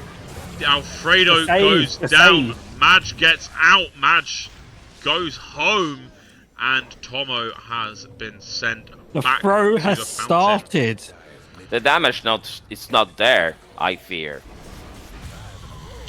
Oh, and that's Nutkin down as well. They're looking for szethw, but he got out. He's gone back to the fountain. If they capitalise just right, that has wiped 10k net worth advantage. We also I got to feel- think there's amplified damage in the Monkeys. mid lane if they see it, but they don't think they will. If either team sees it, that could be the real swing. We also have how many 9 minutes, 9 seconds, 2 seconds now. I feel really good about this false sense of safety that this impresses into the cookies, because now they believe that they can go and take more objectives, but they will feel... Alfredo just pulled back.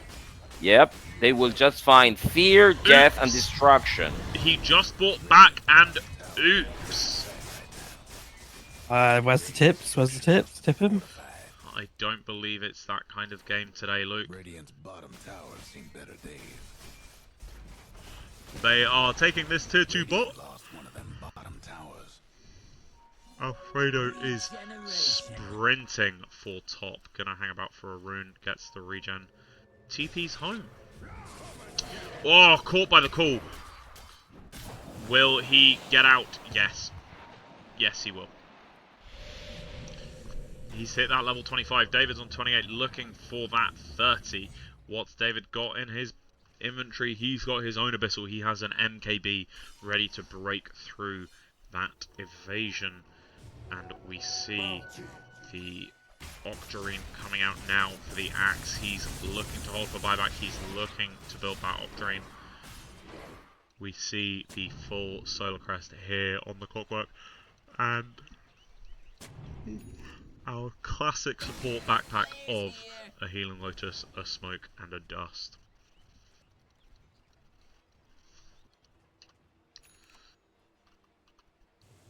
This turns out to be a contested game, but at the same time, I don't see the cookies threatening the high ground from the monkeys at all.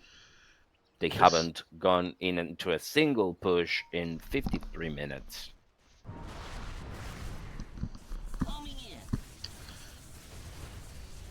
The net worth advantage has been shrunk to 2k in favour of the Radiant, but it's taken 4 kills and a tier 2 for the Dire to do this. I think they're moving onto Roche right now. Roche is back! Roche has literally only just come back up, I think, the last minute ago. I feel like the next Roche could decide this game. Yeah, I mean, Pressure Shard, Roshan's Banner, and Aegis of the Immortality.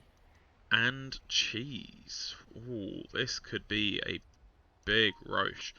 Has So, Mad scouted it yet? if you Mad are scouted, maybe? if you are Radiant, who do you No, he's look to backing put off. your He's refresher backing. shot on? Radiant's backing. Like, Radiant Dire's are going in. leaving. Dire's Support like... searching, asking to see buyback status. You see all these little gold bits on the profile.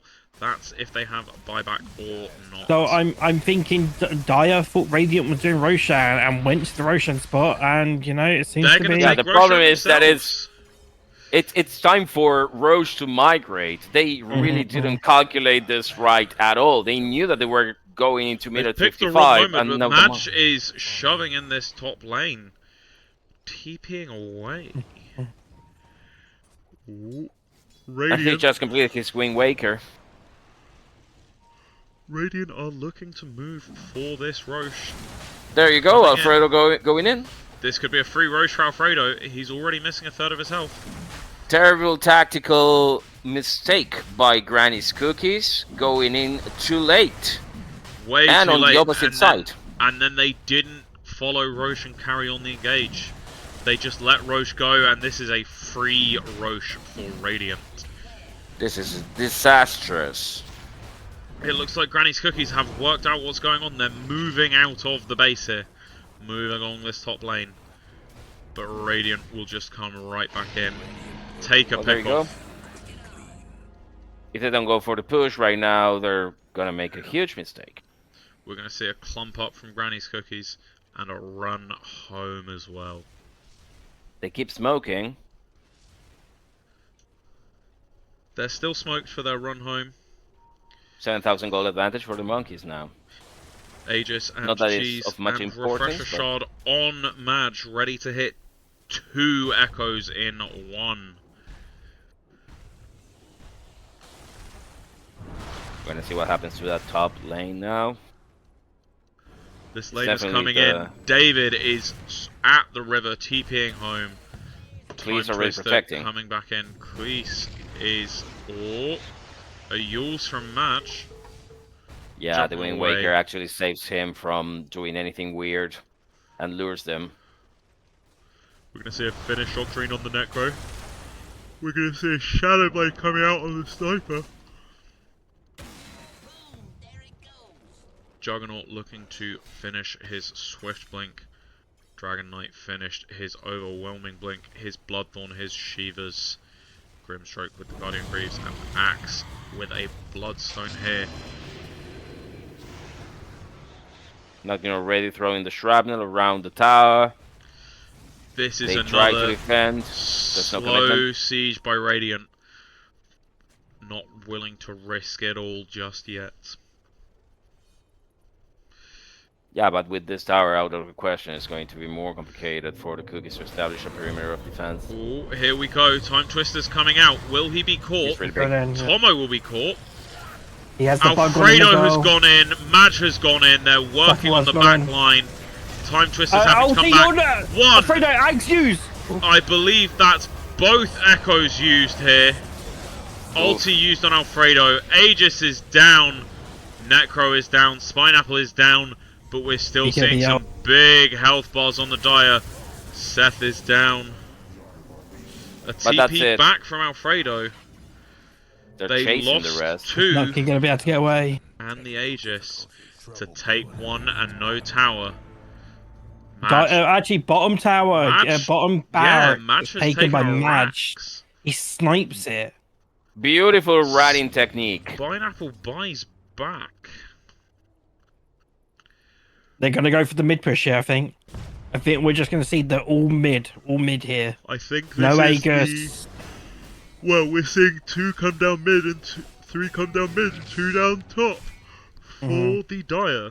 I think they're going to look at 2 separate tier 2s and take Well, what they remember, can. they also know that the Slark does not have buyback. They He do. He does not have buyback for 50 seconds.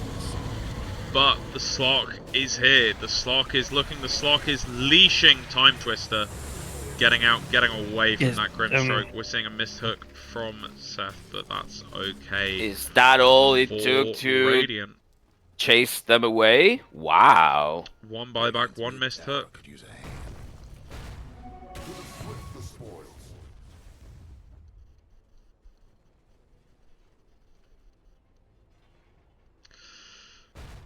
just grouping up from Granny's Cookies here. If you're Granny's Cookies, Luke, what are you looking at? What are you aiming for? How are you reopening this game for yourself? Well, if I was Granny Cookie. Yes. I would pay attention to that very low tier 4 on Granny's Cookies side. On Granny's Cookies, I would be looking for a potential smoke or like potential anything right now, just to try and like find a opening, try and pick off, maybe get some smart wards placed somewhere where you know they might farm your jungle. So where are we looking for the wards? I think like mainly like if you go into your actual jungle, your dire side jungle, I think you go. I think you try and get. We're seeing our little sausage coming out here of wards. I'm kind of okay with this because you want the vision. You want the vision. Oh, we're seeing our 60-minute items come out. Pirate hat for David, mirror shield for Szethw, mirror shield for Tomo. So Foxful has the BKB, Axe, Sear Stone on Cleese, Glimmer, Arcane Sanafor stuff. That's all. Pirate hat for Nutkin, mirror shield for Alfredo. Yeah, we have 3 mirror shields for Radiant. Mindbreaker still held by Dragon Knight. Sear Stone for Grimstroke, mirror shield for. We still also have the Roshan's banner as well. Holding his token. We still also have the Roshan's banner on Cleese. The final tier 5 token for the Radiant has been picked up, and we're seeing tokens on the Witch Doctor yet to use his token. He's probably looking, he's probably examining, making big brain plays, asking his team for help, expanding his brain. Dragon Knight yet to pick up a tier 5. Stygian Deso. The factor of surprise. Stygian Deso for Maj and an Arcanist armor coming out for both Microsoft PowerPoint and ThymeTwister. We are 5-man smoked on Granny's Cookies, searching for this pickoff, but they are split across the map. So overall, this is 4 mirror shields and 2 pirate hats, and 2 arcane armors and 1 seer stone. We see the blink and the call on szethw. They are going on Alfredo at Madges there with the echo coming in. Wailing on David. Yes, here we go. Alfredo goes down again. Dead for 2 minutes. ThymeTwister's going in on Nutkin. Tomo just watching. His Linkins does this. Oh, the fissure to block, but PowerPoint is moving back in. The Maledict does not kill him. Nutkin goes down. Spineapple is looking at Necro. This is 4 of them on Tomo. Down he goes. Stun lock. Yeah, but at the same time, we just killed Davidonstreet. But look at these creeps walking up high ground, taking this bottom racks. They also took mid lane tier 4 or tier 5. There is a tier 4 tower that has been lost. The Aegis is getting closer to exposure. There are 1,951 hit points on this other tier 4 until Radiant expose the dire Aegis. There is still 2 Roshan's banners as well out. At this point, might as well leave the whole game to the Radiant creeps. They're gonna finish the job. Indeed, especially since the last fight has put the dire 6k net worth ahead. Maj finds Spineapple, hits the Echo, hits the Totem, is coming in for PowerPoint now. Big hit from the Totem. Stun, Totem, fissure, the leash, jump. Oh, this is an incredible kill for Maj. Well, there you go. Combo after combo after combo. False sense of security. Oh, Maj is creeping closer to this level 30. He gets his level 29 talent. We're looking at a level 28 Alfredo. He has almost all of these talents. He has his Disperser. He has the BKB, the Abyssal, the Orchid. They better protect that last tower with there's the fissure. Here we go. And now they're moving in. They want to get those megas. Possibly so. I don't have the up-to-date stats, but last I knew it was 90% of games where a team takes megas, they will win the game. There are only 1 in 10 times when you are facing mega creeps that you will bring it back. But I don't know how up-to-date this statistic is. This tier 3 is about to fall. Nutkin clicks it once, it goes down.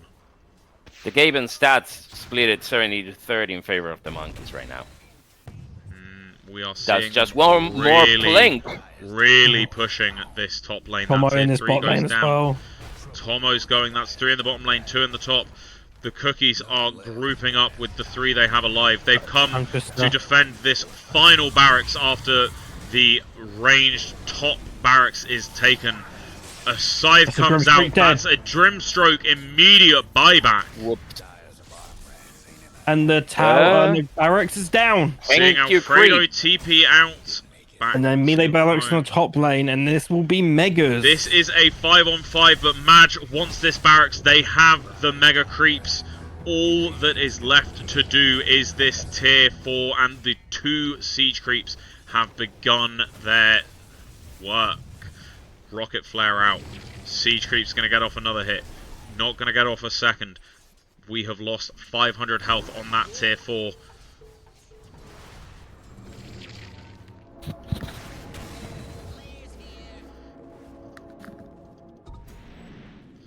We are seeing 2 Wind Wakers on the Radiant here. We are seeing a level 2 Boots of Travel. And if we look at our net worth, it has swung back in favour of Mancav after its brief dip. It is 6% back in favour, and that win probability creeps ever closer to the Radiant. It's now 85-15 now. This is a decided game. This is already.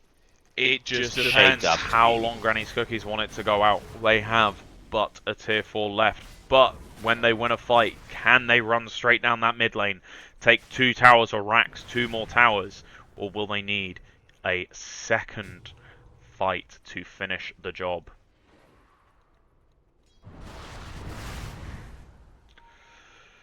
Cookies, they are creeping out. They've not been fully hemmed into their base here. But We're seeing level 30 on Tomo. We're seeing level 29 on ThymeTwister. We are seeing only 1 level 30 come out, but everybody has cleared their level 25 talents.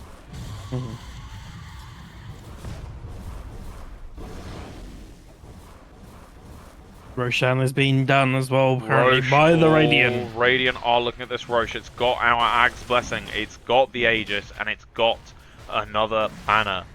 Is anybody holding the last banner? Or there is a banner still being held. There's 2 banners. Clockwork. There's 2 banners being held. By the Radiant? Radiant's got 1, and Dire has 1 still. Yes, but this is about to be the second banner for Radiant. They can just walk up and drop 2 banners on that last tier 4. Yep.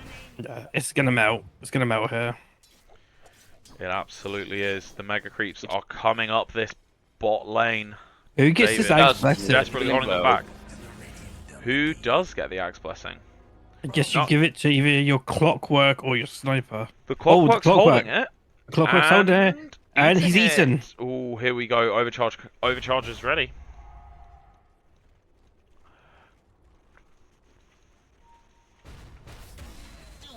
Oh, I've hit the wrong button there. That's alright, we see them going into the top lane stun out on once PowerPoint. again. He force staffs away.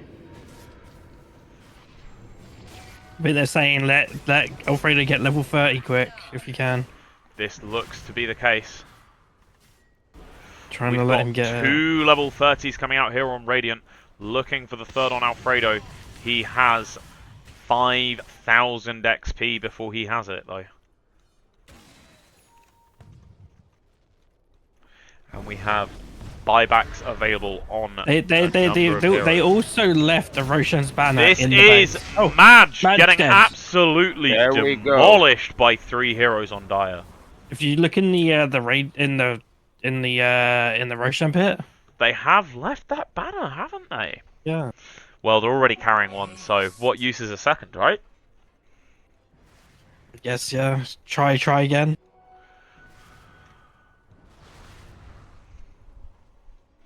Now, an important question to be had.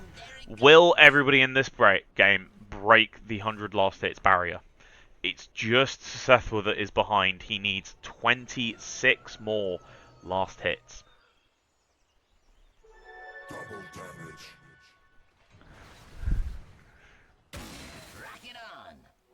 So we are on to minute 70 of the game now. This is going long, but still. We're seeing some The monkeys are incredible gonna take net this. worths come out. Our lowest net worth is a 22,000. Our highest is just a hair shy of 47 on David, who is walking about with 9k in the bank. He's eaten his ags. He's looking at a moonshard, I would imagine. Who really knows here? How much does his buyback cost? He's 4,000 gold cleared of his buyback. He could eat a moonshard and still be good. Anyway, let's look at the fantasy points.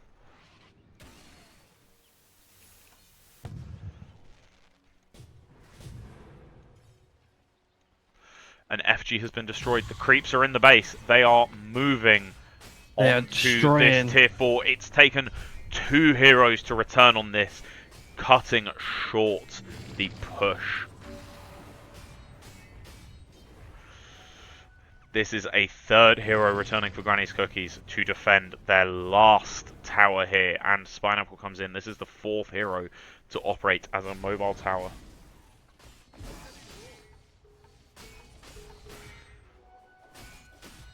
Oh, David appears to have bought an item. He's no longer walking around with 9k in the bank.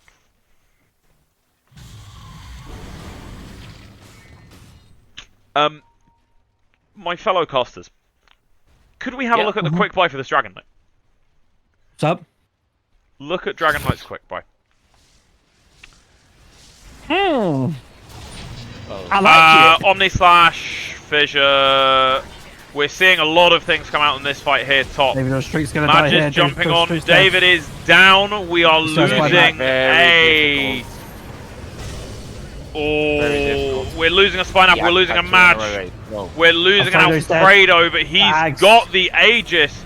Madge has bought back and TP'd in with those boots. He's jumping. We're losing a ThymeTwister, but we've seen buybacks from both Spineapple and David. We lose ThymeTwister. Spineapple's on the high ground. We're looking at PowerPoint. We are going in on Spineapple with 3 heroes from the Radiant. Alfredo just gets away. Szethw comes in. 2 hero cogs. Davidonstreet jumps onto Nutkin. We see him attempting to mini Omni Tomo. The shrapnel goes down. That is... Davidonstreet's dead. Oh, Davidonstreet is dead. Tomo is still going. Dragon Knight is going down. This is the game here. There is 1 hero left. The creeps are hitting the Ancient. The GG has been dropped by Spineapple. Beautiful performance. Incredible. Just before we jump into our next game, we will be having a brief intermission. So let me just cue this up for you. I have tried to load the wrong thing in. We are... Oh god, what is it that I want? Yes. Right, I'm gonna let Pred switch in for me this cast. Sounds fantastic. Let's... Thank you so much for coming. Look. I feel like I wasn't much. That's not a problem at all. Sorry, I'm just trying to load our intermission here. There we go.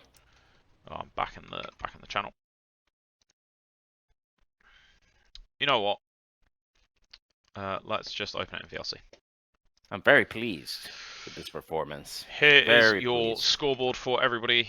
Gosh, what a game! What a game. Actually, what a game. The moment that we saw that snowball slowly forming for the monkeys, I knew that this was game for us. I knew that we would get it done. I knew that there was no way around it. Asking producer Gito for a drag. Okay. Okay. Get ready for that first. Here we go. If we actually just successfully... There we go. I'm invited. Okay, fantastic, wonderful. So, here is the intermission. Let's fix a drink. Now, I'm not good at a lot of things, but one thing I am good at is making and, well, drinking mostly, but also making cocktails. I know what we're going to do. We'll shuffle a deck of cards. A Negroni. No, not a Spagliato. That means mistake. A classic Negroni, which is a stirred drink. So we have our stirring glass. Now I'm going to use the proper stuff because I'm fancy, I know how to use it, and I like using it. I know what I'm doing. Broadly speaking, most people don't. So there's two main ways that you can make a cocktail, shaken or stirred. Negroni's a stirred cocktail, we're stirring it. It's a gin cocktail. This is Mermaid, it's from the Isle of Wight, reasonably nearby. It's meant to be quite good. Sweet vermouth. No vermouth is truly sweet. This is sweet in comparison. Bitter aperitif. Now, classically, this would be Campari. I like this more. That's why we're using this and not Campari. A Negroni is a very, very bitter. When we say bitter aperitif, we mean it. Like I say, classically, it's Campari. Imagine if orange juice fucking hated you. It wants you to think of orange and have a bad time. You know who does like this drink? Kieran the Wise, noted international swordsman. This is one of his favourites. Like I say, the Negroni, 3 ingredients, fairly classic. This is a ratios cocktail. I mean, I'm sure you know what a ratio is. I'm sure you know. So we'll also need a glass. We need a measure, because all drinks should be measured. Cocktails are recipes, meant to be the way that they're meant to be. It's like baking. Cocktails are fine and they're great, and you can start playing around with them when you know what you're doing. Like baking, please follow the recipe. We're going to start with our cheapest ingredient first, which for me was this. This is my measure. It does not matter what capacity this measure is. I don't care. Our sweet vermouth, all the way to the top, and into our mixing glass. The next cheapest one for me was actually the gin. Ooh. So we're going to go into the measure, all the way to the top. Now measures are designed, proper measures are designed to go all the way to the top. Like I say, I'm using proper accounting. You don't have to. In fact, you could probably make this at home with a jug, any spoon in your kitchen, and a sieve. And then we have this. This is made by Volt. It is rosemary and orange bitter, which is where... So this does the heavy lifting for our flavour. A lot of our... This is also an all booze cocktail, by the way. This will get you absolutely happy. This does the heavy lifting for our colour, as well as for our flavour. The gin does the heavy lifting for booze. But this is the most important part of the cocktail. If you ever see somebody order a cocktail with no ice... Jonas, are you ready to be on much camera? Ice as you can. We're going to go into the glass with that. That's going to start chilling our glass to keep our cocktail cold. A nice, healthy amount of ice into here. I mean, Now, we're still playing the One, Negroni video as an intermission for more the ice stream. means the drink is less watered down. More ice is more booze. So it's up Less to you. ice, Can you DM more Pred, watered tell down. him to get into Now, the we have a proper glass lobby finish. channel so that Again, Gido can because drag I'm him into the casting So channel? slip that down the side, and we're just going to stir it. Now I've heard some people say that they start at a certain number of times, some people say that they start at a certain amount of time, and some people said, oh, they start at 1,000 times, oh, I start at 500 times, oh, I start it until it looks right. Also until it tastes like. Quite pleasant. And then we have a strainer. This is a Hawthorne strainer, normally used for shaken drinks. I don't own a julep strainer, and pour that in. Over fresh ice. A finished drink should always go over fresh ice. And we're going to garnish it with some orange. Citrus is one of the hearts to cocktails broadly, and we want an orange twist. Well, a piece of orange peel, basically. A piece of orange peel. Now what we're going to do is we're going to twist this ever so slightly. All citrus is covered in oils. And when we do this, we're expressing the oils over the drink. We're getting that aroma in there. We want the drink to smell like orange, because you taste with your nose as much as you taste with your tongue. You eat with your eyes as much as anything else. No drink is ever truly complete without a garnish, and this is a Negroni. It's Terrible. They're bad. Do not drink them. I don't know why you would, unless you're trying to get fucked up. So in that case, cheers.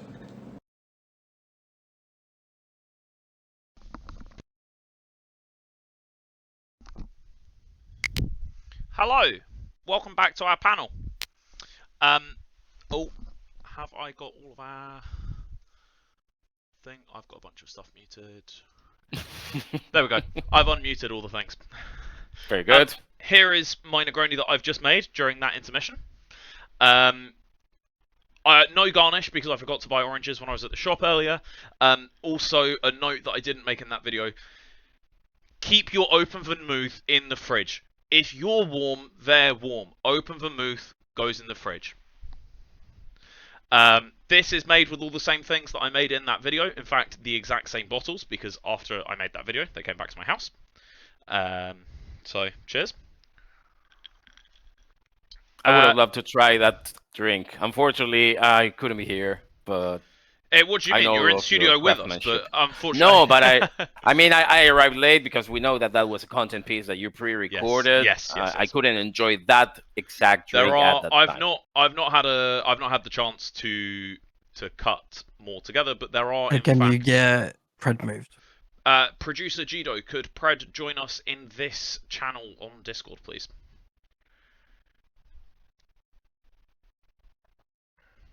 But yes.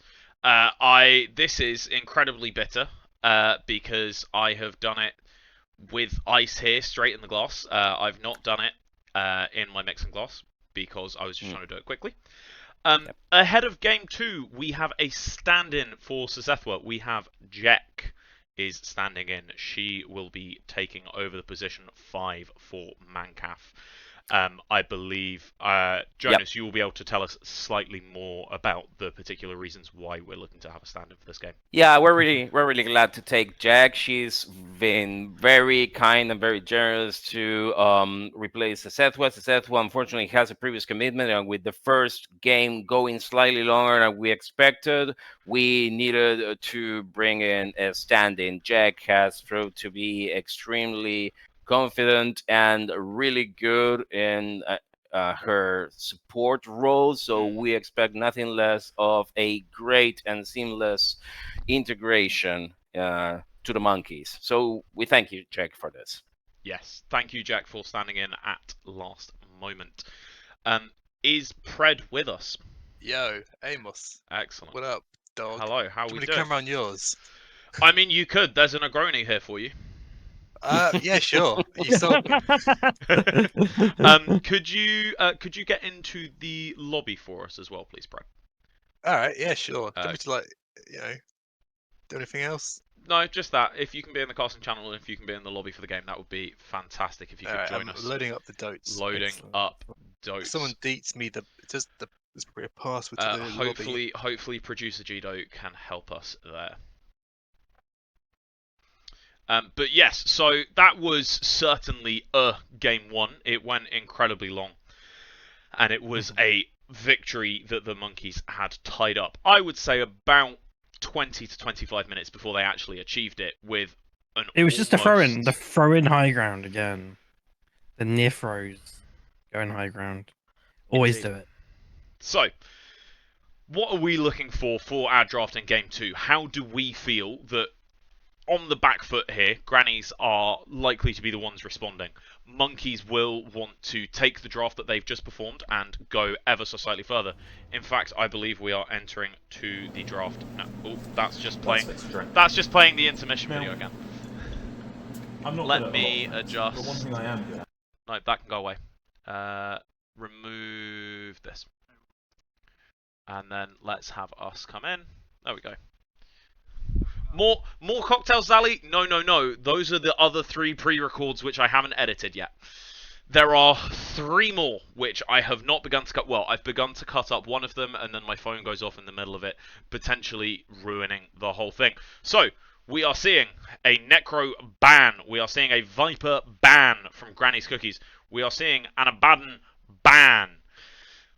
So, after the incredibly dominant performance of Tomo on Necro in that last game, Necro's gone. that's the reaction and the response which we were expecting. What they should be banning Clockwork as well. I believe that was I think there's a reason Clock is one of the most banned heroes in this patch, in this tournament, and we're seeing a silencer ban from Mancaf. I think now they risk it if they leave like a Dark Widow who is playing a similar role in blocking and establishing zones of control for from the support ranks. And now the challenge is, and they just banned their Shaker. The concern from Granny's Cookies is that they need to make sure to control better the areas that they are trying to inflict aggression on. We're seeing these incredibly reactionary bans. The Necro, the Shaker, they're already dipping into their reserve time here on ban 4. These are reactionary more than they are, which suggests to me that Granny's Cookies don't have any particular way of dealing with those heroes, even if they let them through. It sounds like they could be quite angry, and as Sun Tzu says, when an angry enemy confronts you for an extended time, without either joining you in battle or quitting his position, you must watch him with the utmost care. Oh, my camera has just fallen. Well, thank you very much for that snippet into Oriental wisdom as usual, Pred. I'm really thankful that we have you here sharing this. And Amos should be back. I'm back. I've picked my camera back up. Sorry. We're seeing a Juggernaut ban, a slightly reactionary ban from Mancaf, and our first pick of a Jakiro. That's a hero for Nutkin here. Nutkin's absolutely getting his Jakiro. I'm slightly obscuring it, but there was a Juggernaut ban by Mancaf shortly before we had this pick just here and an Undying, a fantastically strong support. Although Jakiro is quite good versus Undying, because with the double hit, you kill the tombstone twice as fast as most heroes do. Oh, fantastic. That's what we like to hear. Now, in these lanes, we've gone back to our next phase of bans, but in these lanes, let's assume that this is a position 4 for both teams. Although it could be a position 5 for the Undying. I would see a 5. What are we... I would expect so, actually, now that I'm saying it out loud. Pred, as our resident high MMR, what would you be looking to pair with each of these? What would your position 1 to pair with the Undying be, and what would your position 3 to pair with the Jakiro be?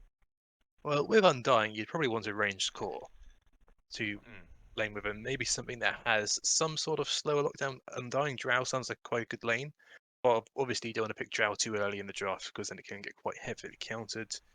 And I also think they're going to need to pick up another support with Granny's Cookies that actually provides some lockdown, because Undying provides lots of healing and utility, but is quite unreliable with the lockdown. We're seeing a few more bans coming out here. We're seeing an OD ban, which was our last phase ban last game by Mancaf. They're banning it again. And we're seeing a PA ban, as we previewed at the top of our broadcast today. That is one of the most banned heroes from Mancaf of all time. And shortly before we went into that last phase of picking, we saw a Timbersaw ban from... The magic about that Undying, I believe, is the fact that they can transform themselves. Ban. Again, something we previewed earlier. Granny's Cookies love to ban the Phantom Lancer, and we're back into our picks. Yeah, I was about to ask Pred about that Undying, because I know that it scales into a very aggressive, very strong hero that eventually exerts a lot of damage with proper itemization. Do you see Granny's Cookies using this into their aggressive stance later in the game? And now we have a Shadow Demon, so we were talking about lockdown. You have it right there. Although it's not the most reliable lockdown Shadow Demon. Like, you've got the bubble and the ult, but it's not like a hard stun. Which means we're probably looking for true stuns on our calls here. So yeah, a call that actually has Granny's a reliable stun. Granny's Cookies potentially looking again for the... I like that Hoodwink. Oh, Hoodwink, fantastic. Super strong. I feel like this Hoodwink is a Jekk hero. Jekk is a known Hoodwink player. Yeah, she's going to grab that. I think Granny's Cookies want to pick Luna here. Just looking at it, it's Luna Undying, strong lane, Luna Shadow Demon, good combo. Do you think David could pull off the Luna, though? I'm not sure what his hero pool is, but he was good at farming with Juggernaut. Luna's a good farming hero. So I think he could potentially pull it off. I mean, there was somebody who dropped in chat the David, go hit the towers, stop farming the small camp, so we could see some fantastic farming from David. Yeah, he does like farming. That's one thing, you know.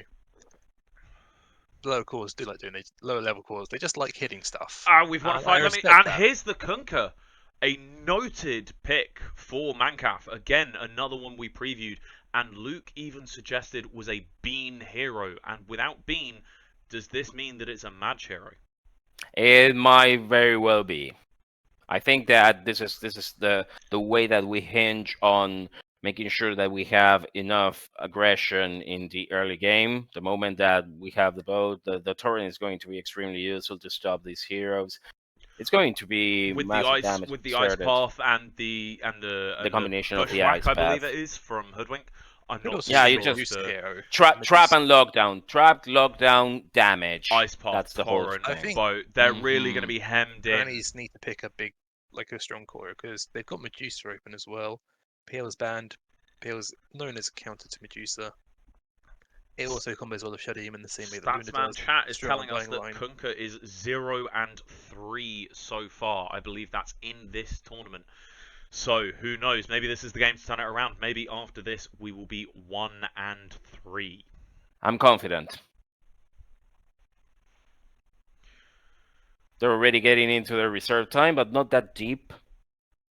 Into their third pick. Yeah, I want to see them pick their carry here, or pick a high contest carry like Medusa. An axe, coming out again for Spineapple. That's a repeat. I guess they do have the double pick here, so we'll see. That's kind of a clean pick, but I think Mancaf don't mind that. They fairly handily locked down the axe through most of that last game.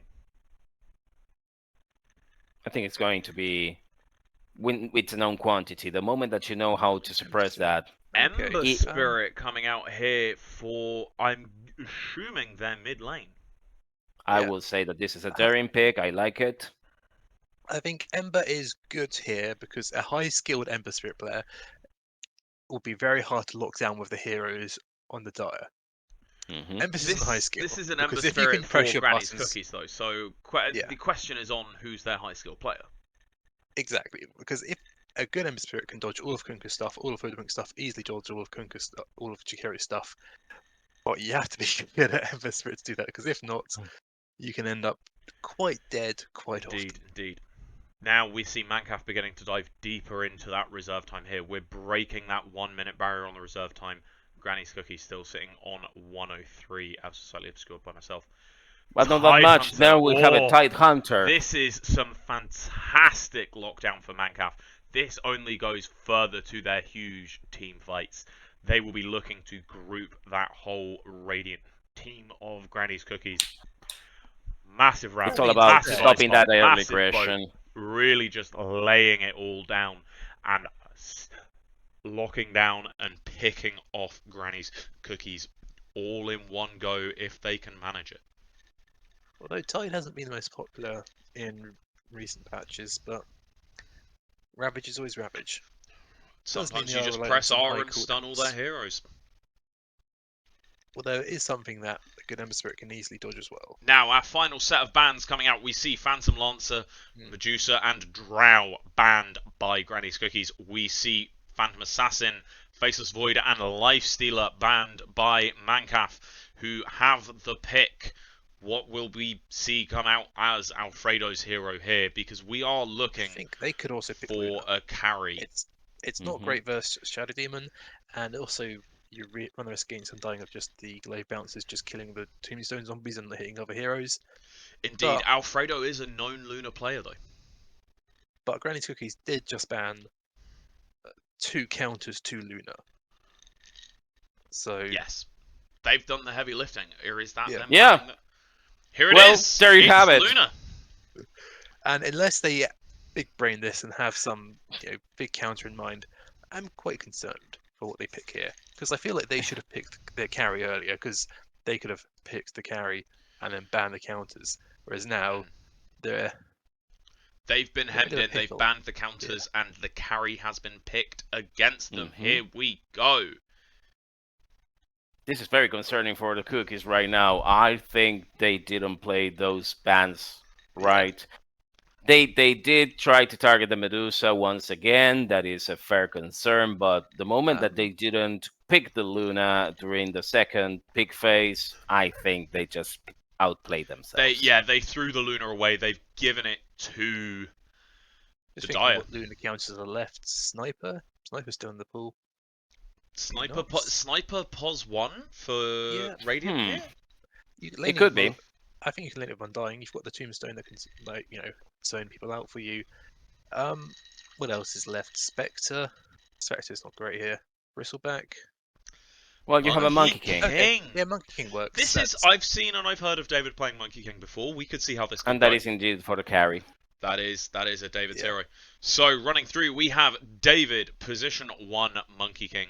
We will have Microsoft PowerPoint on Shadow Demon, Cleese on Undying, Spineapple on Axe, ThymeTwister on Ember Spirit, Nutkin on Jakiro, Jekk on Hoodwink, Koala Killer. That is Tomo on the Kunkka, Madge on Tidehunter, and as predicted, Alfredo and Analtorpedo on Luna. We shall be into the game shortly. Very quickly, as vibe checks, Jonas, I already know your answer will be Mancaf. Pred, who do you think is taking this second game? I prefer the Mancaf draft, personally. I think based off of what we've seen in game 1 and the draft as well, I think Mancaf are looking to take this second one, and I think they are looking to take it faster than 70 minutes. Yeah. I'm thinking we're going to see a 30 to 45 minute game. I do not think we will see tier 5 items this game. If we do, I will be surprised, but I still think this game will go to Mancaf. I think if this game goes late, Mancaf have the stronger lineup as well. That being said, Cookies, if they play an unpredictable style, they could potentially get ahead. Here we are. As Sunzu says, deploy your troops and plan out your strategies in such a way that your enemy cannot fathom your movements. So if they play like that, they potentially do have a chance. We'll see, we'll see. Coming into the game now, though.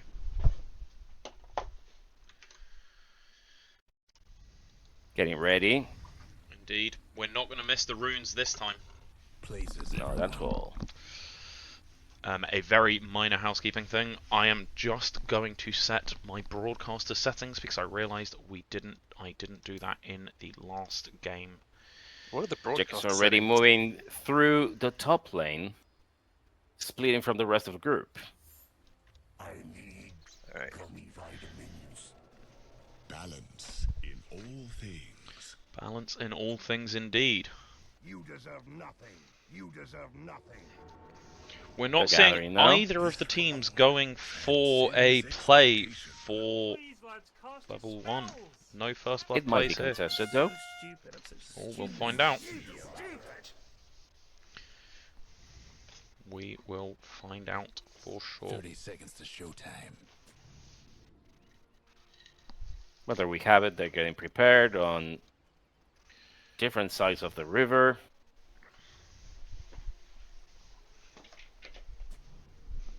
We're gonna have the horn sounding very soon. Now they're moving towards spot. The monkeys, Davidonstreet, get seen by Koala Killer. Match comes in. Very risky move by Match. Gets the bounty though. Gets it. They put 3 heroes in versus the 2, lives and 3 to 1. Indeed. Yep.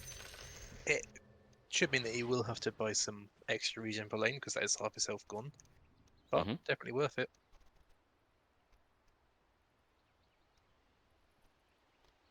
Well, now that they've taken positions on each of their lanes, I'm really delighted to see Alfredo and Jekk laning together again. Just a small thing, I don't like how on the Radiant they blocked the creep wave, because that just means the first wave goes onto your tower and will then push in towards the Dire, giving them some safe free XP.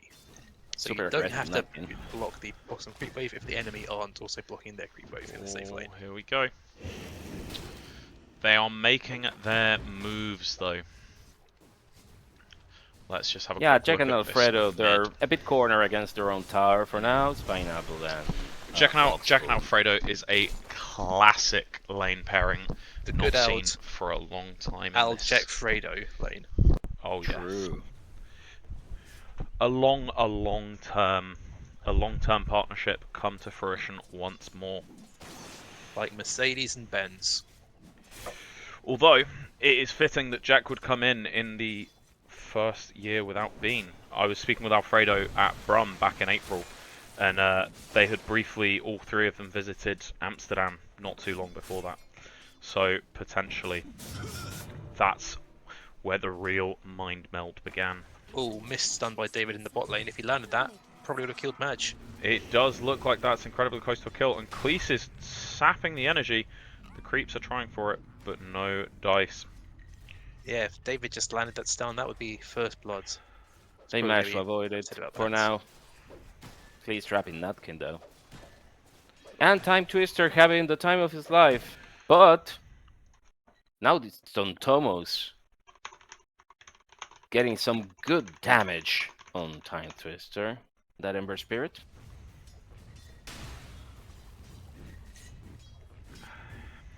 Oh, he gets the rune on time. Nice. Fortunately, Match protected himself under And his he's doing the tower. high five on time. Oh, and it's like he might be able to get double waters if he wants them. He's Very well could. thinking about it. He's thinking. The torrent connects on ThymeTwister. Ooh. Koala Killer doesn't want to let go the aggression, doesn't manage to block him, and ThymeTwister gets it.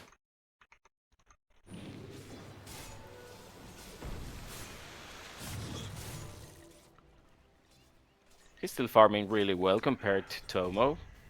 14 against 9 is the Prip score. Nice range deny there by time. Now, Time is a player who I am fond of. He's got a great accent and he bakes bread, and I like bread. Indeed. So, in my books, it's all good. Yeah, if you could please turn on the last hits and denies. Yes, sorry.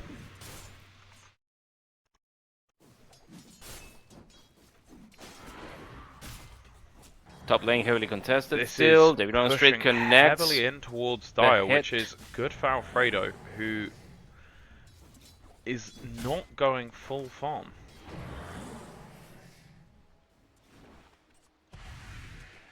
Although, this could be a kill. This could be a kill. Oh, the dispersal. And there we go, that's the kill. Finally falls. That was first under blood at Alfredo's. 4 minutes. So much for the Pretty late. Spineapple still defending. Alfredo and Jekk retake their positions. Holding So far, steady, so holding good. strong.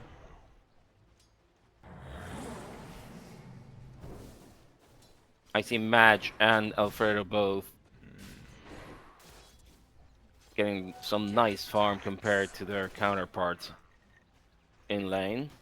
Although if we look mid, Tomo is suffering against ThymeTwister with Yeah, 14 to quite 26. surprised by this because if you just casually watch the lane, Koala Killer is winning the harassable by just Time's getting all the last hits.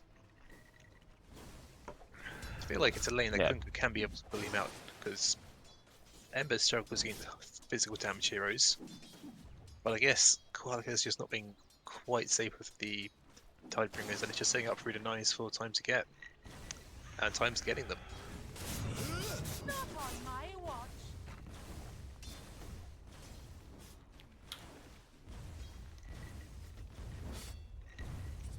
I believe we're seeing a good display from Mancap so far. They managed to get the cookies controlled.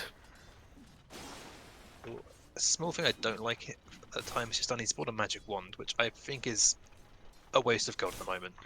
Because Kunkka isn't really casting all too many spells, so a wand isn't worth it. A magic stick could be fine, but I personally feel like getting something just like a faster phase boots would be much more impactful. Our camera has just died, so one moment while we look at this mid lane. I need to put the phone acting as a camera back on charge. That's alright. In the meantime, we see that Tomo is chasing ThymeTwister away, he gets a good swing at that ThymeTwister tower. has been sent to base. Tomo's getting 3 hits on this tower, but in top. Yeah, I There think is he a should have gone back battle to going base after this wave. Not They are whilst the tower was chasing in the tower. Madge bot here. Cleese and David. Madge has gone deep. Maybe He's Nutkin still could save coming him with deeper. an ice path. Nutkin is not going to. Madge picks up the bounty he rune. doesn't have it. Nutkin returns to the lane. No, he's not taken ice path just yet. He has liquid frost. Yeah, and he Jewel doesn't have it yet. Breath. Yeah, they've only just gone for the 6-minute rune at 30 seconds past 6 minutes, which you don't often see in the mid lane. Normally you see both contested at the 6-minute mark straight away, but yeah, they just left it. It's a fair yeah, it's build for fine. an early Jekk hero, but We're he could've also protected the match seeing better. PowerPoint head back for the Wisdom Rune, but nobody... Oh, we are now seeing Cleese begin to move for the Wisdom Rune on the Dire side, leaving David exposed. Nutkin moves, but he's moving late. Cleese is going to take this rune. Koala Killer really taking a shot at Cleese is going ThymeTwister to in the TP mid out. lane. No, our Ice Path hits. Cleese is trapped at the back. Madge is turning for him. David is chasing. Nutkin and Madge both on Cleese. David jumps in. This is a kill on Cleese, but will it be a kill on Madge as well for David? Dropping the Mango. Nutkin's falling low. Might die to the Ancients. David living with majority of his health there. Nutkin Both and Madge Nutkin and sitting in lane low, and then in mid a battle is going on over this tower. Koala Killer and ThymeTwister. Tomo just getting away from Time, but Time comes in, jumps him, drops his health ever so steadily lower, popping that bottle on Tomo. I'm not sure how No experienced Time chase is playing from versus Kunkka, ThymeTwister. because he's getting called out by a few things. If you're experienced against Kunkka, you can predict and dodge. He does seem to be And- spending a significant amount of his Yeah. mana as well. The rune is top, it's a DD, bottled by Kunkka, running top for this gank, supporting Jekk and Alfredo on this Shadow Demon, on this axe. They will be caught out if he drops this torrent. Oh, the X. Here's the torrent, but it got missed. Gonna get PowerPoint with the cleave and the DD. Jekk is searching for the stun, low on mana though. Blood grenade in the inventory. Alfredo low on health, which means this is just free for ThymeTwister to push this tower with this wave, while in the bot lane Madge and Nutkin are level with Cleese and David. David has snuck past and reached that level 6, however, so we could be seeing a Monkey King ult very soon. ThymeTwister rotates down, tombstones drop, in comes David. Madge is going down, he's gone. Brilliant gank from ThymeTwister. Brilliant, but still 1,000 gold advantage, and that mid tower is in for the taking. It is. Yeah, next Kunkka, wave a brilliant, can be taken. brilliant lane pusher with that cleave. And he's going first item Daedalus. That's his build at least on Kunkka. Just That is bold. yeah. And we're seeing a Mage Slayer first item here on Ember Spirit. Yeah, that's a good pickup. A lot of Madge is about to hit level 6. yeah, reducing the spell damage. David on is all the about heroes to in finish his dire treads spots. and is now looking Although at there's a a gank in the Maelstrom. bot lane. Gank to the Koala bot Killer lane might from catch Tomo. David. He's coming in. David is Ice Path. X. Here comes the Torrent. He's going to get hit by that. We've got the Monkey King ult, but here we go. This will push Wukong's Madge wasted. into 6. Oh, no. Ravage from Madge cleaned up the Wukongs. Now they're moving in on Cleese. Is it time for the Ravage? Madge has to back off, and in top, Alfredo and Jekk are going in on PowerPoint. Is this a kill? Yes. No? impressive. Too soon. No. No, Well, Jekk's Now it's got a it. kill. It's There we Alfredo go. ensuring that Jekk clears that 6 here. Yeah, that was Although good. time. ThymeTwister's come up. Just saying Jekk it's will... time for revenge. She is down to ThymeTwister. Still, hitting level 6 was paramount. Indeed. This creates so much maneuverability on this Hoodwink.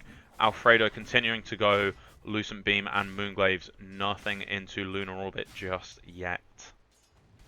Even at these early stages, the Gaben score says 63% in favor of Mancaf, so you can see that we're doing the right thing. Madge is looking to get a kill here, but looks like he could get killed. We're rotating in Jekk, who's coming, looking at Cleese there. Ice pass on point for Nutkin, stopping the aggression on the bottom lane. The Dire might want to mine their top tower. Nutkin creeping ever closer to the macro fire. Ice Path is back online. There was a kill that we missed on Alfredo. They're going in on Tomo. Spineapple will die to the boat, however. ThymeTwister dodging. PowerPoint and Cleese also here. So that was 4 heroes rotated top to take Alfredo one and the successful tower. dunk and one missed dunk. Because the first dunk was perfectly done, but the second one was done when Kunk was still half health. So maybe a bit of, you know, panicking there, but could have been 2 successful dunks there for the Axe. We're seeing 3 heroes from Dire still sitting in the bot. They've just lost their top tier 1, but they take the Radiant tier 1 bot. However, we've dropped Ravage, we've dropped Macropire. Wukong comes down for the Radiant. Cleese is walking right through that Macropire. Wukong's has been dropped. They're trapping Cleese out of tower range. Madge, Jekk, Nutkin taking it. PowerPoint comes in. Madge is just going to get these hits off. Turning for PowerPoint, but Jekk got disrupted. PowerPoint will go down. Cleese is still hoping to live at the back. Jekk will die to those illusions. Yikes. Madge is hoping for the best. No damage to this tower so far. Trading off that early 5 aggression. for 4 here in this fight if Madge stays here. But they spent 3 ults to do it. And David coming back in. Down goes Cleese. Madge is likely... No, the Ice Path comes out. Beautiful Ice Madge Path. clears away. David looking to hop into the trees, but Madge will get clear. In comes Jekk again. Down comes Time. It's all action in the bot lane.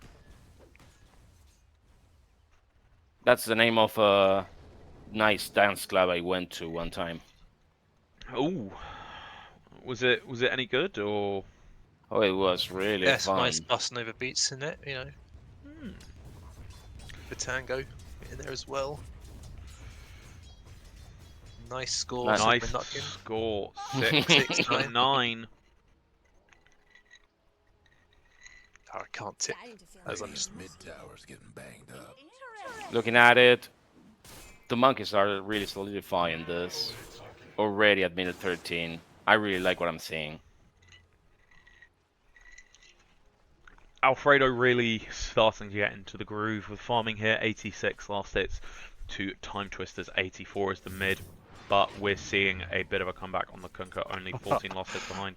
nice little play in the mid lane. Time was stealing more tail power, and then Qualicula just did a cheeky little X and then brought it back straight away. Cheeky little X. We see a haste rune at the top rune spot here. ThymeTwister's moving for it. It's a haste rune bottled and activated on ThymeTwister. Running into the triangle and up to the top lane.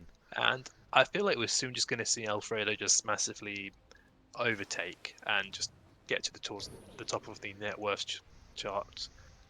Indeed, the Mask of Madness is there. We're about 300 gold away from the And Asher. I'll say this about Alfredo, he knows to farm the Ancients because they're worth more gold. He does know that. We're moving in with Dire on Cleese in this Radiant Whoa, jungle. the Ice Path. Oh, the tombstone gets dropped though. The fight pivots away through to PowerPoint. David's hopping around the trees, staying out, but they are searching. They want him. He's here, guys. Chop down the trees. You will find him, but he steps away. Monkeys look back at the lane, ready to shove it in and take this tower, creating all this space for Alfredo to farm. They're coming back for more. And Alfredo is almost 2k now worth of David. He's So just it's gonna be a gonna. big carry disparity soon. He's just going to farm Ravage Rab. on Spineapple. Ravage on David. ThymeTwister's here. Cleese is coming in. Wukong's is down. Spineapple has missed a dunk. Ice Path misses everybody. American Sniper hits off on Cleese. The Macropyre is down. Double Ice Breath. Yes, Nutkin securing a kill on the Undying. Torrent hits PowerPoint. Madge is hanging about, living on 90, 70, 50 health. Madge is really just squeezing the most out of his life. Down goes Tomo to David's jump in, but Alfredo is staring down a tower and back to camps as this fight breaks apart bottom at 16 minutes, 7 kills to 13, 4k net worth ahead for Dire, 2 towers ahead for Dire as well. What a match from Nutkin so far. He's been blocking really effectively, protecting his team. I really like what I'm seeing. It turns out, when you let the Jekk through and let Nutkin play, Nutkin pulls it out of the bag. We are seeing some incredible work from Nutkin.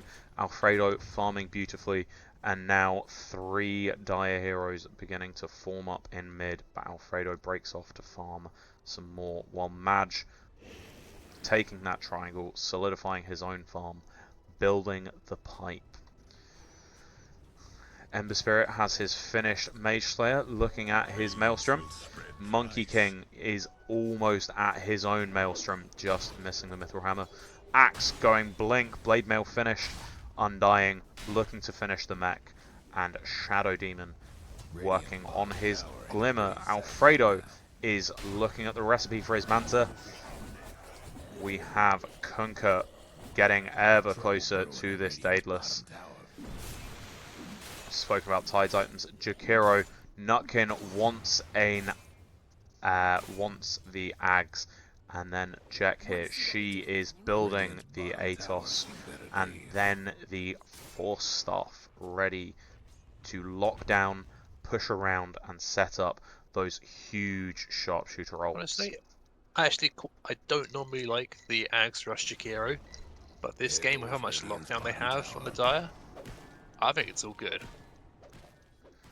Like you put that down in our favor. Or say David does rooted on Jekk, dying to ThymeTwister. PowerPoint looking at that, running in time, jumping over. Jekk scurrying away, but time with the remnants. This is some beautiful spreading and splitting of targets. Jekk getting away from a potential fight and preventing when Madge and Nutkin aren't quite ready to go. Those jukes from Jekk, I'm so glad we could get her. Massive pickup for the monkeys. Right, man's on the courier for Alfredo now, so his farm is going to keep skyrocketing. He is beginning to creep right up the top. He is 600 gold ahead of the next highest in the net worth table. He is almost 2k gold higher than third, and he is still sitting well above David. Torrent and Bow, not enough. 3 ults just used on time, and none of them hit.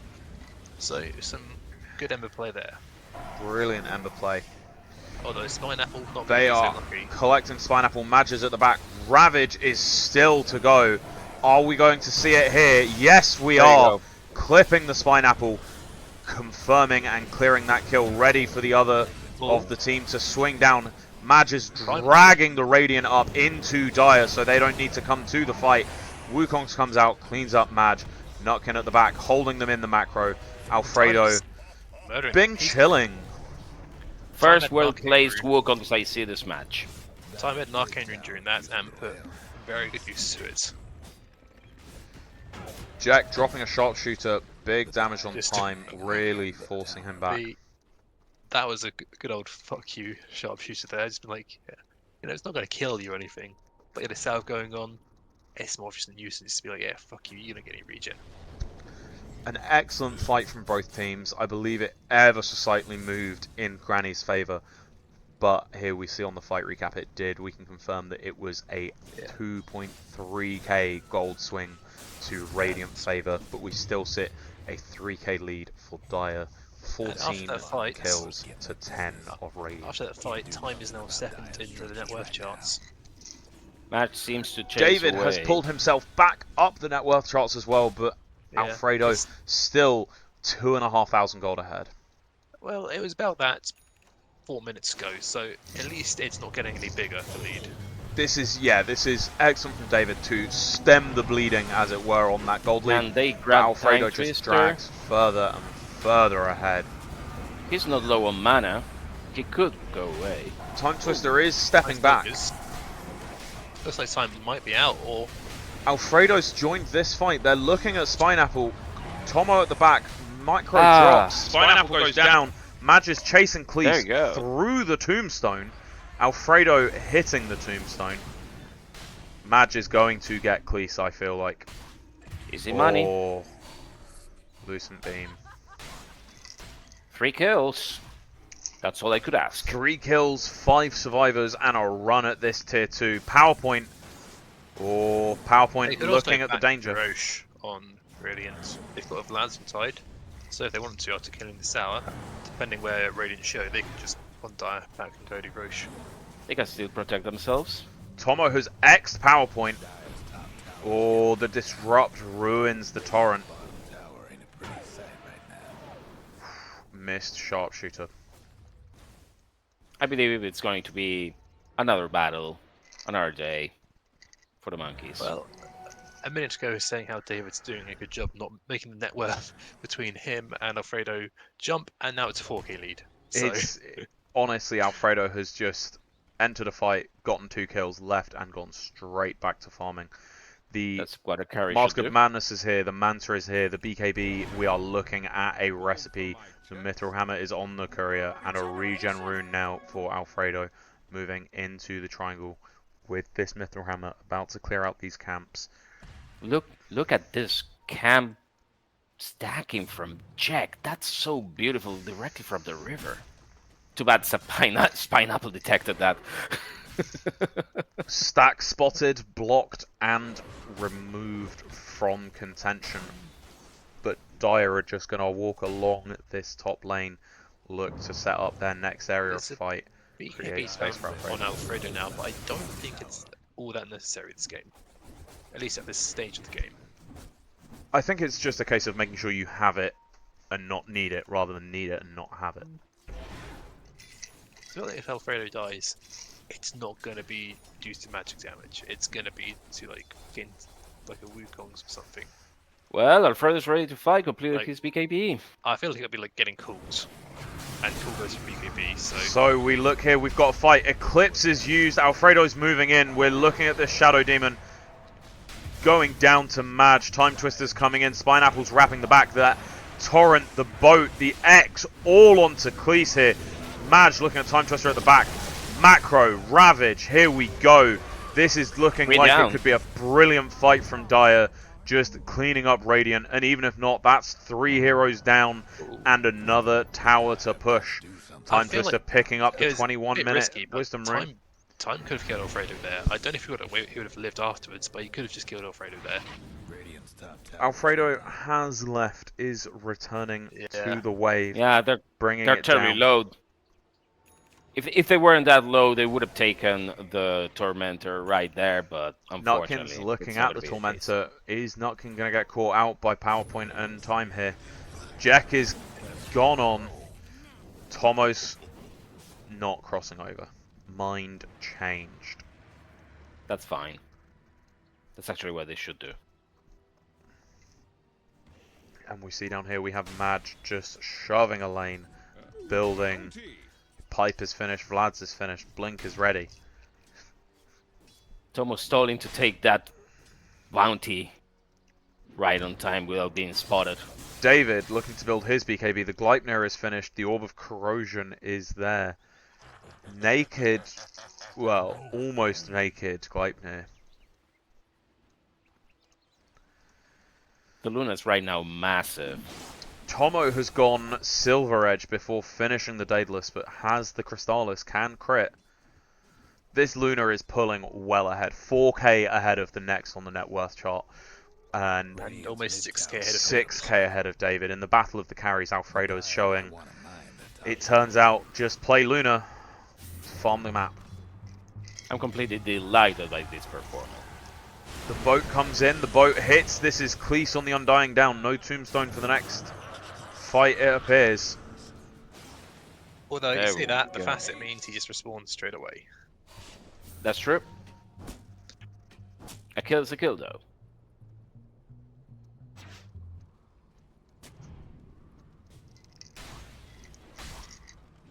They're taking positions in the Radiant jungle. They dominating the area. Looks like they want to take this safe lane and this mid lane tower. Although Granny's Cookies have opened the map up significantly faster in taking all the tier 1s this game in around the same kind of time. The Ravage comes out. Maj solo ravaging 3 heroes. Jekk, that's 4 heroes engaging Maj and Jekk. Alfredo coming in, Tomo coming in. Alfredo dropping the BKB, dropping the Eclipse. Tomo coming in. The Wukongs goes down. This could be a brilliant Wukongs. Time comes back in. Nutkin at the back. We have a macro coming in with the Ice Walls. Beautiful ice. Beautiful work. Taking out Time. Taking out David. This is Alfredo down now. Maj is going on Spineapple. Jekk is working on it. Nutkin's here. Double breath. Dual breath even. 4-1. Still very good. Incredible work. And this could be a tower as well if they press this advantage. Although if you look at the fight recap, that's still a bit of net worth gained for the Radiant due to Alfredo dying there. Yes. That's the one problem when you're the highest net worth by a lot. When you die, get knocked off. You give a lot to the enemy team. Still 6.5 ahead of David though? Yeah. Sitting quite cleanly at the top. All 3 at the top are Radiant sided, with Nutkin as the position 4 Dire coming ever closer to beating the position 3 Radiant. Nutkin's getting really built. He already has his Ags. We saw that in action. It's effective as usual for a Jakiro. The Yules is coming in. Tomo's looking at the Shivas. Not Tomo, Maj even, sorry. Yeah, Nutkin's got Spineapple the has Ags. the blink, is working on the BKB.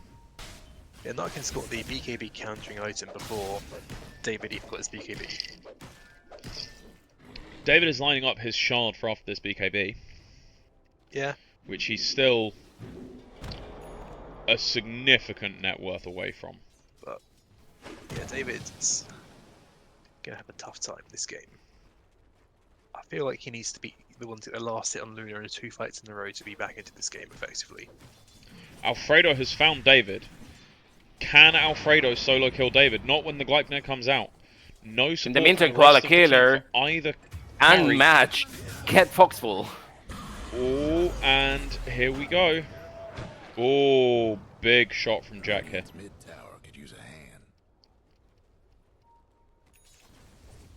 ThymeTwister practically the only one to remain unscathed so far. That Ember firmly on the side of Granny's Cookies here. We're seeing many copy pastas for Granny's Cookies, but it doesn't seem to be helping. You're giving them your thoughts, your prayers, your energy, and it isn't enough because Mancaf are taking these tier 2s here. Peak bow indeed. This is definitely peak bow. Jekk has finished the Atos. Finished the 4 staff.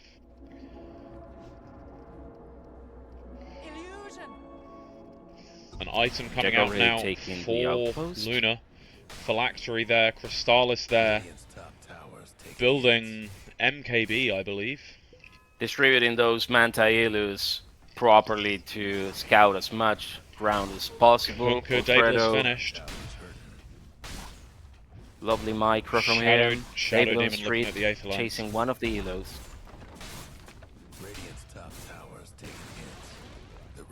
Finally, that top tower is gone. And they're rotating quickly on ThymeTwister, but he runs away. Surprised we haven't seen them do Roche, because if they hit Roche, and then I think high ground's open. Are we a daytime Roche? We are daytime Roche. Yeah, I've taken 4 this minutes before. until I night. think they should go back and do Roche.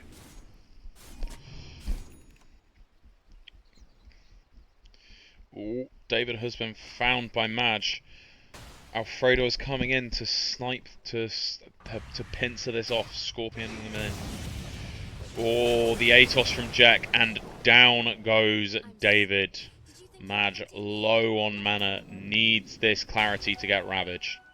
It's always unfortunate for us to see a monkey die. Indeed. Monkey on monkey violence there. And now they go for the Roche.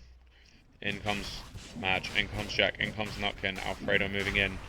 Jekk up onto the high ground, ward goes down, Nutkin scouting out, making space for Alfredo and Madge. Jekk coming back in just to help secure.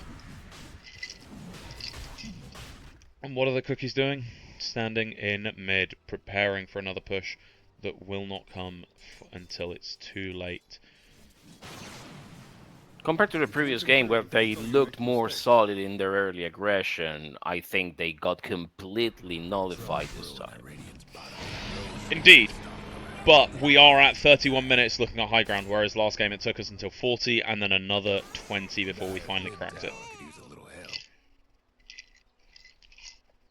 It is a 20k net worth lead. That's an entire Alfredo's net worth ahead of the Radiant here. And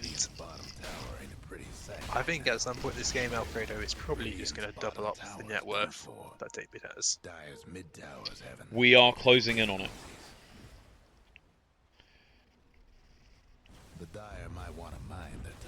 Now, I believe in this next fight, Nutkin will overtake the poorest of the Radiant cores in net worth. This is my prediction. Well, that's if they win it. If they lose it, then I think this tower's going down. Pretty much there's so. no fortify. Alfredo's just a damage-dealing machine. Alfredo at the back, just living. Just chilling. Gleipnir, Force Staff. That doesn't quite connect. Still with the Aegis.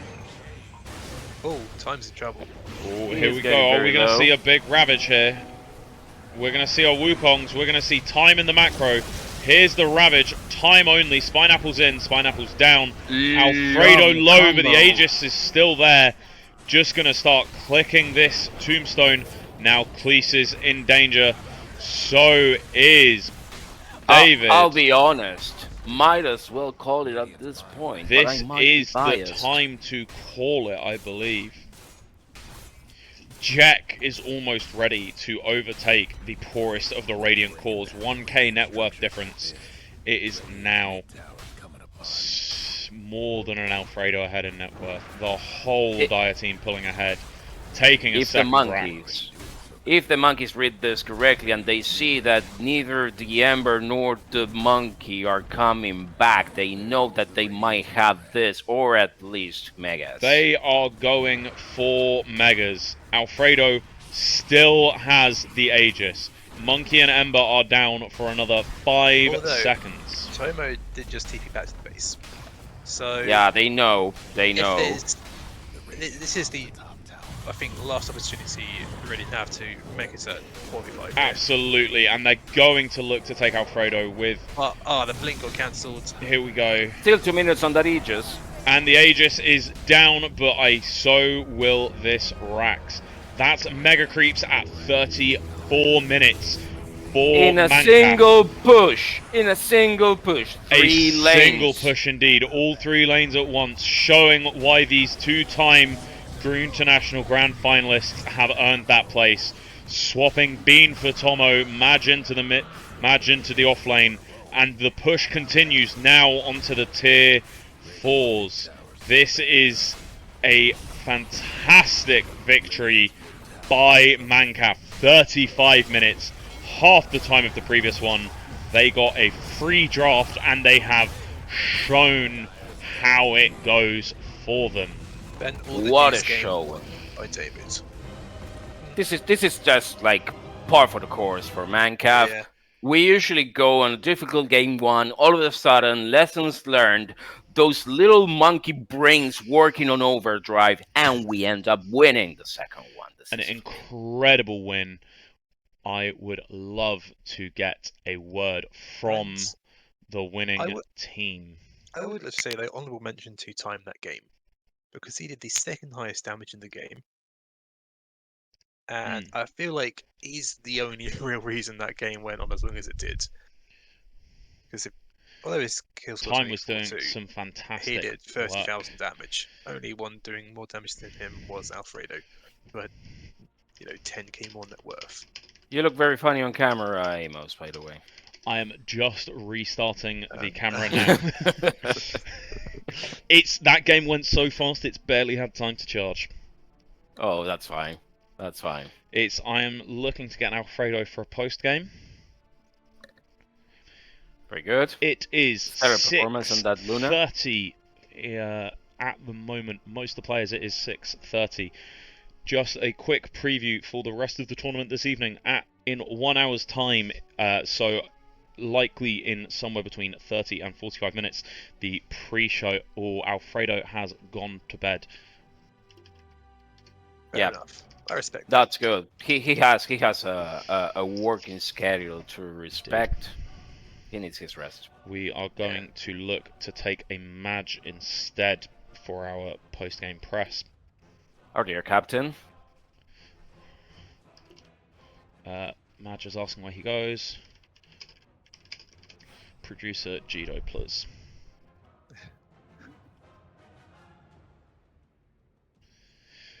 Okay. Yes, Nutkin. Nutkin coming Yes, we into did the chat it. to confirm it has been done. Pretty happy with this result. A 2-0. This propels us to 3 points after 2 games. At this moment, we're looking at second place in Is that the an standings. Amos returning? Let's see. It is, yes. We have breathed new Finally. life back into the phone operating as our camera this evening. It is low on battery. Do you need me to though. bring you a webcam?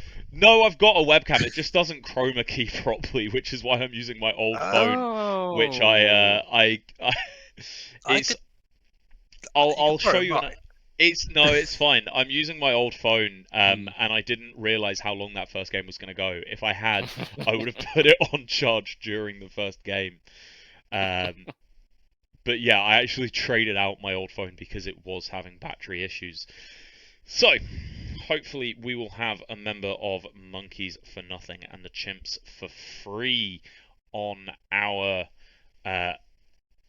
call very shortly, ready to do some press with us. Do you want me to do it for you? As much as that would be a conflict of interest.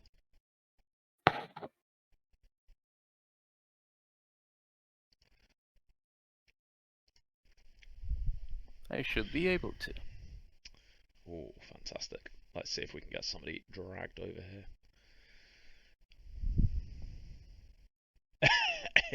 £80 for a Mancaf Polo, apparently. That's the going rate for a sports team these days. Oh. Please ignore these technical issues. Oh, that's on my end. Oh, it's because Jonas has just popped into the other channel. Let's not talk about why this now looks like this. Welcome to the back end of how the streaming is working. And Jonas is back, and Madge is here. Hello. Hello. How are we doing? We may have to hide Jonas on the stream. That's okay. There we go. Fantastic. And now we're not just seeing a cropped Discord channel. So, Madge, talk us through your victory. Well,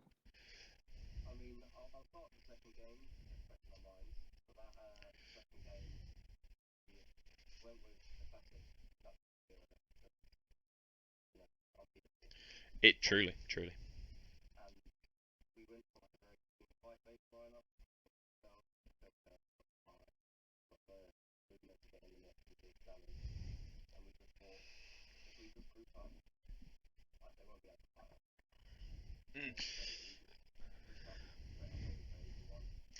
It was we saw a very reactionary set of bans for Granny's Cookies towards you after game 1. What was the broad feeling in the draft going into that second game, seeing those bans coming in?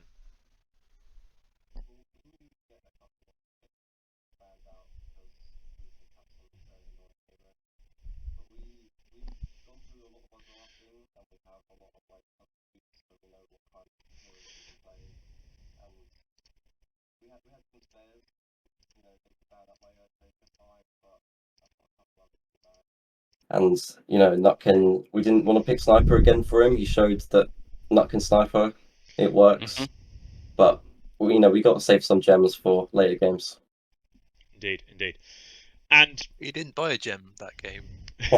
No. We talked about how the two-time International Grand Finalists have shown in that game why they deserve to be the two-time Grand Finalists of the International.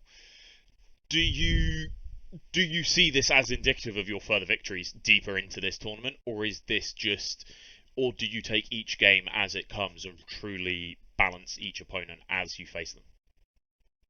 There are definitely going to be some tough games out there, some tough teams, but you know, we're a strong team. We've played a lot together.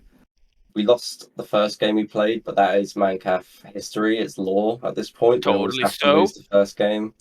It's just, you know, we've got to get into our stride, because we tend to, like, you know, have some slips and falls, as all teams do, but when it comes to it, we can do a full lower bracket run if we have to and just win every game to get to the grand final. We did it last year, we could do it again. Indeed. Now, not to give the game away, coming up on Tuesday, you are against Spherical, I believe. Yes. Yeah. What do you feel you need to be carrying into that game following this and your series against szethw previously? Well, I think Spherical, they're a tough team. I've played against them a few times, and what I notice that they specialise in is doing really well out of their lanes, playing reserved and getting up some farm, and then applying pressure. So we want to be building early game. We want to be making sure that we don't lose our lanes. We don't want to be falling behind. We want to be winning from the start of the laning phase, because we do so much better when we can close out a game in 20-30 minutes. I mean, we really saw that in the game that just went.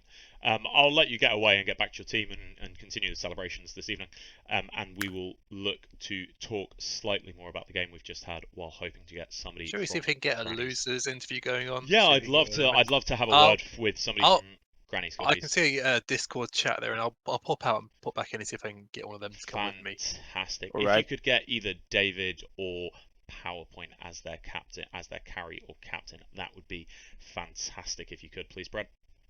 Cheers for having me. I'll catch you guys soon. No, thank you, Madge, and congratulations on the win. 2-0. Great match. Brilliant 2-0 from the Monkeys for Nothing here on Goon Sports 1, live from the secret shop. Again, apologies this evening that we are not live from the mid lane due to sponsor conflicts. We are unable to use that studio, and we are in our slightly smaller side studio, the secret shop, presenting to you this evening.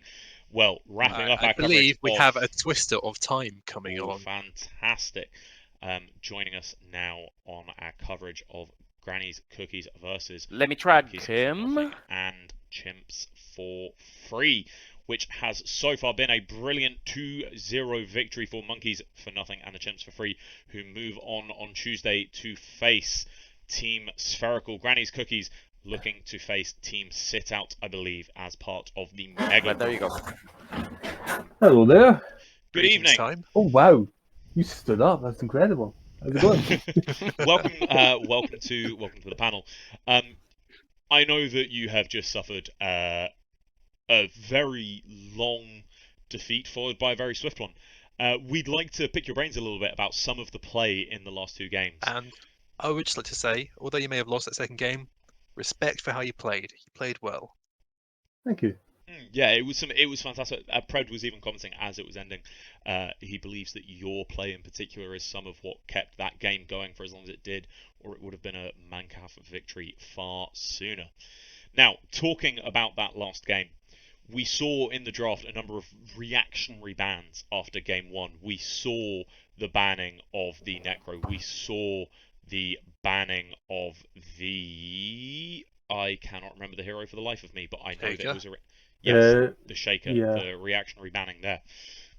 In that draft, coming into it, off of that ultimately quite long game one, I believe it hit about 73 minutes was game one.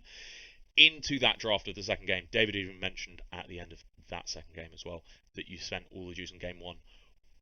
How were you approaching that? Like I say, we saw some initially quite reactionary bans.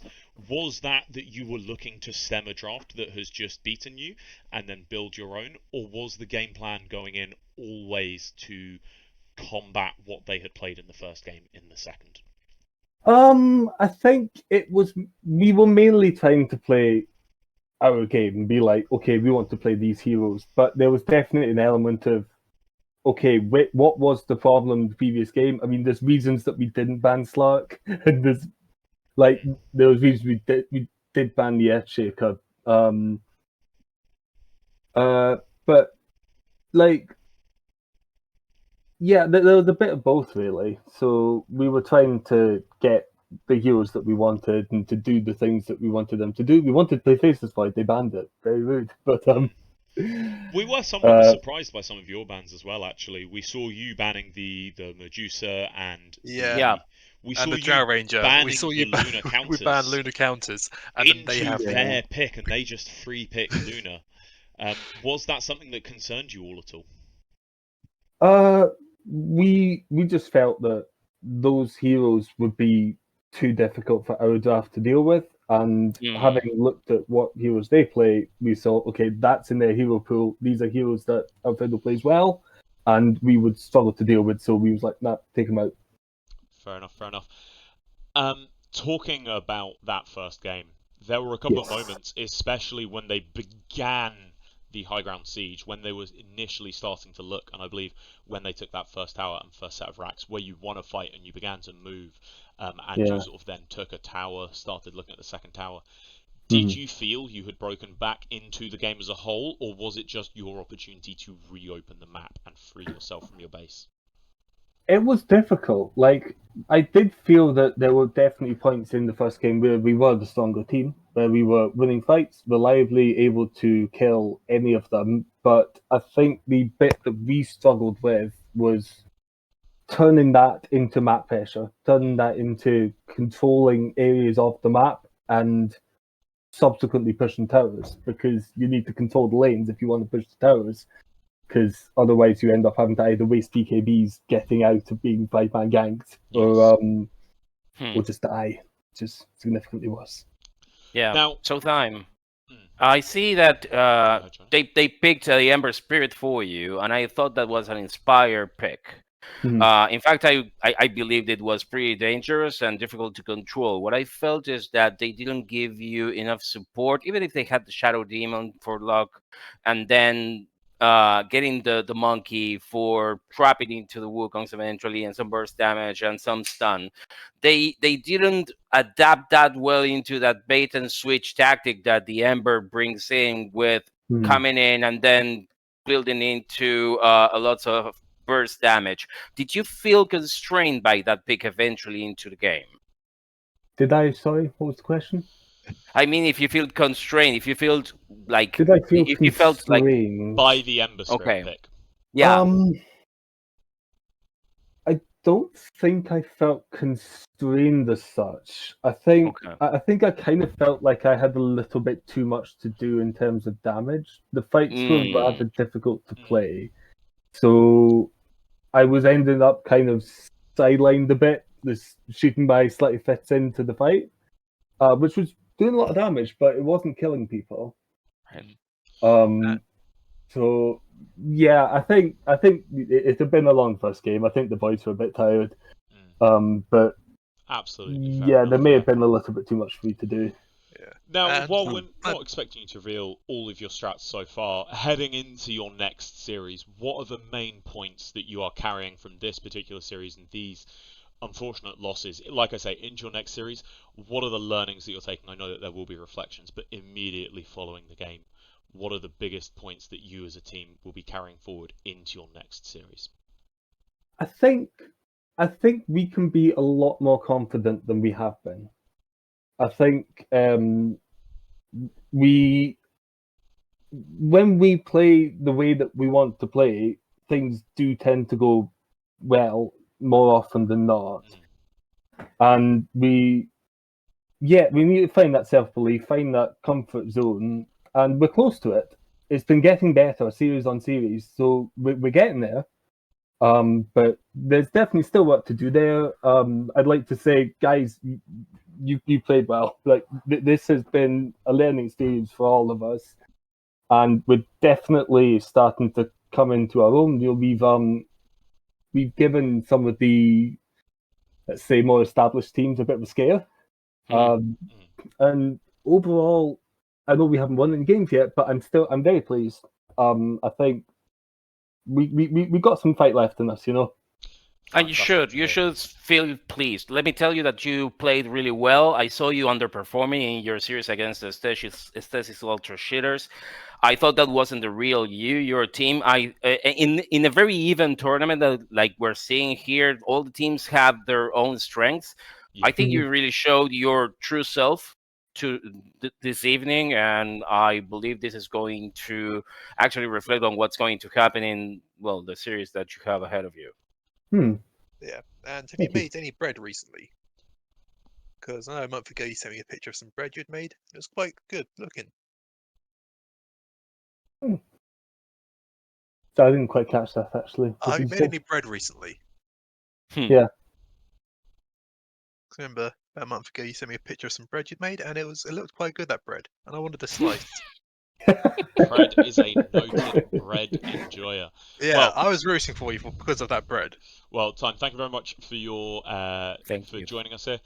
Thank you very much for your game this evening. It was fantastic No to problem watch. at all. Fantastic to Well watch played. play, both teams play. Congratulations again to Mancaf. Congratulations, Jonas. You have. It's always a joy to play Ember. I think he just is my favourite hero. Ember, love him. Such a fun hero. Anyway, thanks for having me. Take care, boys. No, thank you. Thank you.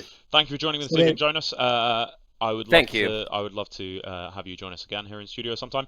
Congratulations. It was my pleasure. Mancaf, thank you for Luke for joining us for the first game and Pred for the second. I will definitely be back a little bit later on. We're going to go offline with the stream for a touch between our two series this evening. Like I say, at about 7:30, the games will kick off between L3 and the OGs, lads. That is shaping up to be one of the tougher and more interesting games of the series. As somebody in that potential group of death on the Tip Warblers, we have seen both OGs and L3 perform brilliantly so far. Then at 8 o'clock on Scotty's stream, I believe it is, we will have a Halo 3 soundtrack versus Team M. Back here again, live from the Secret Shop, we will have the Black Country Widows versus, I believe it's Gubcord. I am not 100% on that, because then there is a 9 o'clock series between, that might be Gubcord. There are 5 series happening today. That is right. There are 10 games of the Goon International happening across 4 different channels. You can catch 2 of them here. We've just wrapped up one. We'll be going offline for a little bit, mostly so I can charge the phone that is the camera, and also so I can have a little bit of dinner myself. And then we will be back here ready for an 8 o'clock series. We will be back here and ready to go at about 7:45. I shall say. We may be live a touch before. Hopefully there will be people joining us. If you would like to call in to that, if you would like to share your thoughts and feelings on the Goon International so far, please feel free to DM me on Discord. I shall hope to get you in, and we will have a little bit of a roundtable discussion ahead of the next series we're hosting, and look at what's happening in the Goon International as a whole. Maybe we'll even just drop in on Kieran the Wise's stream, see what's happening in the L3 game. Well, thank you again, Brad. Thank you again, Luke. Thank you, Jonas. And thanks to our sponsor, Raid Shadow Legends. Once again, use code BREAD to get 20% off your first purchase. We will thank also the sponsors of Mancaf and all Visit those... mancaf.co.uk. That is with 2 4s in the middle. mancaf.co.uk. Show your support. I believe there is merch to be picked up. Well, thank you all for joining us, and I will see at least some of you later on for our second cast this evening. Thank you and good night. Thank you.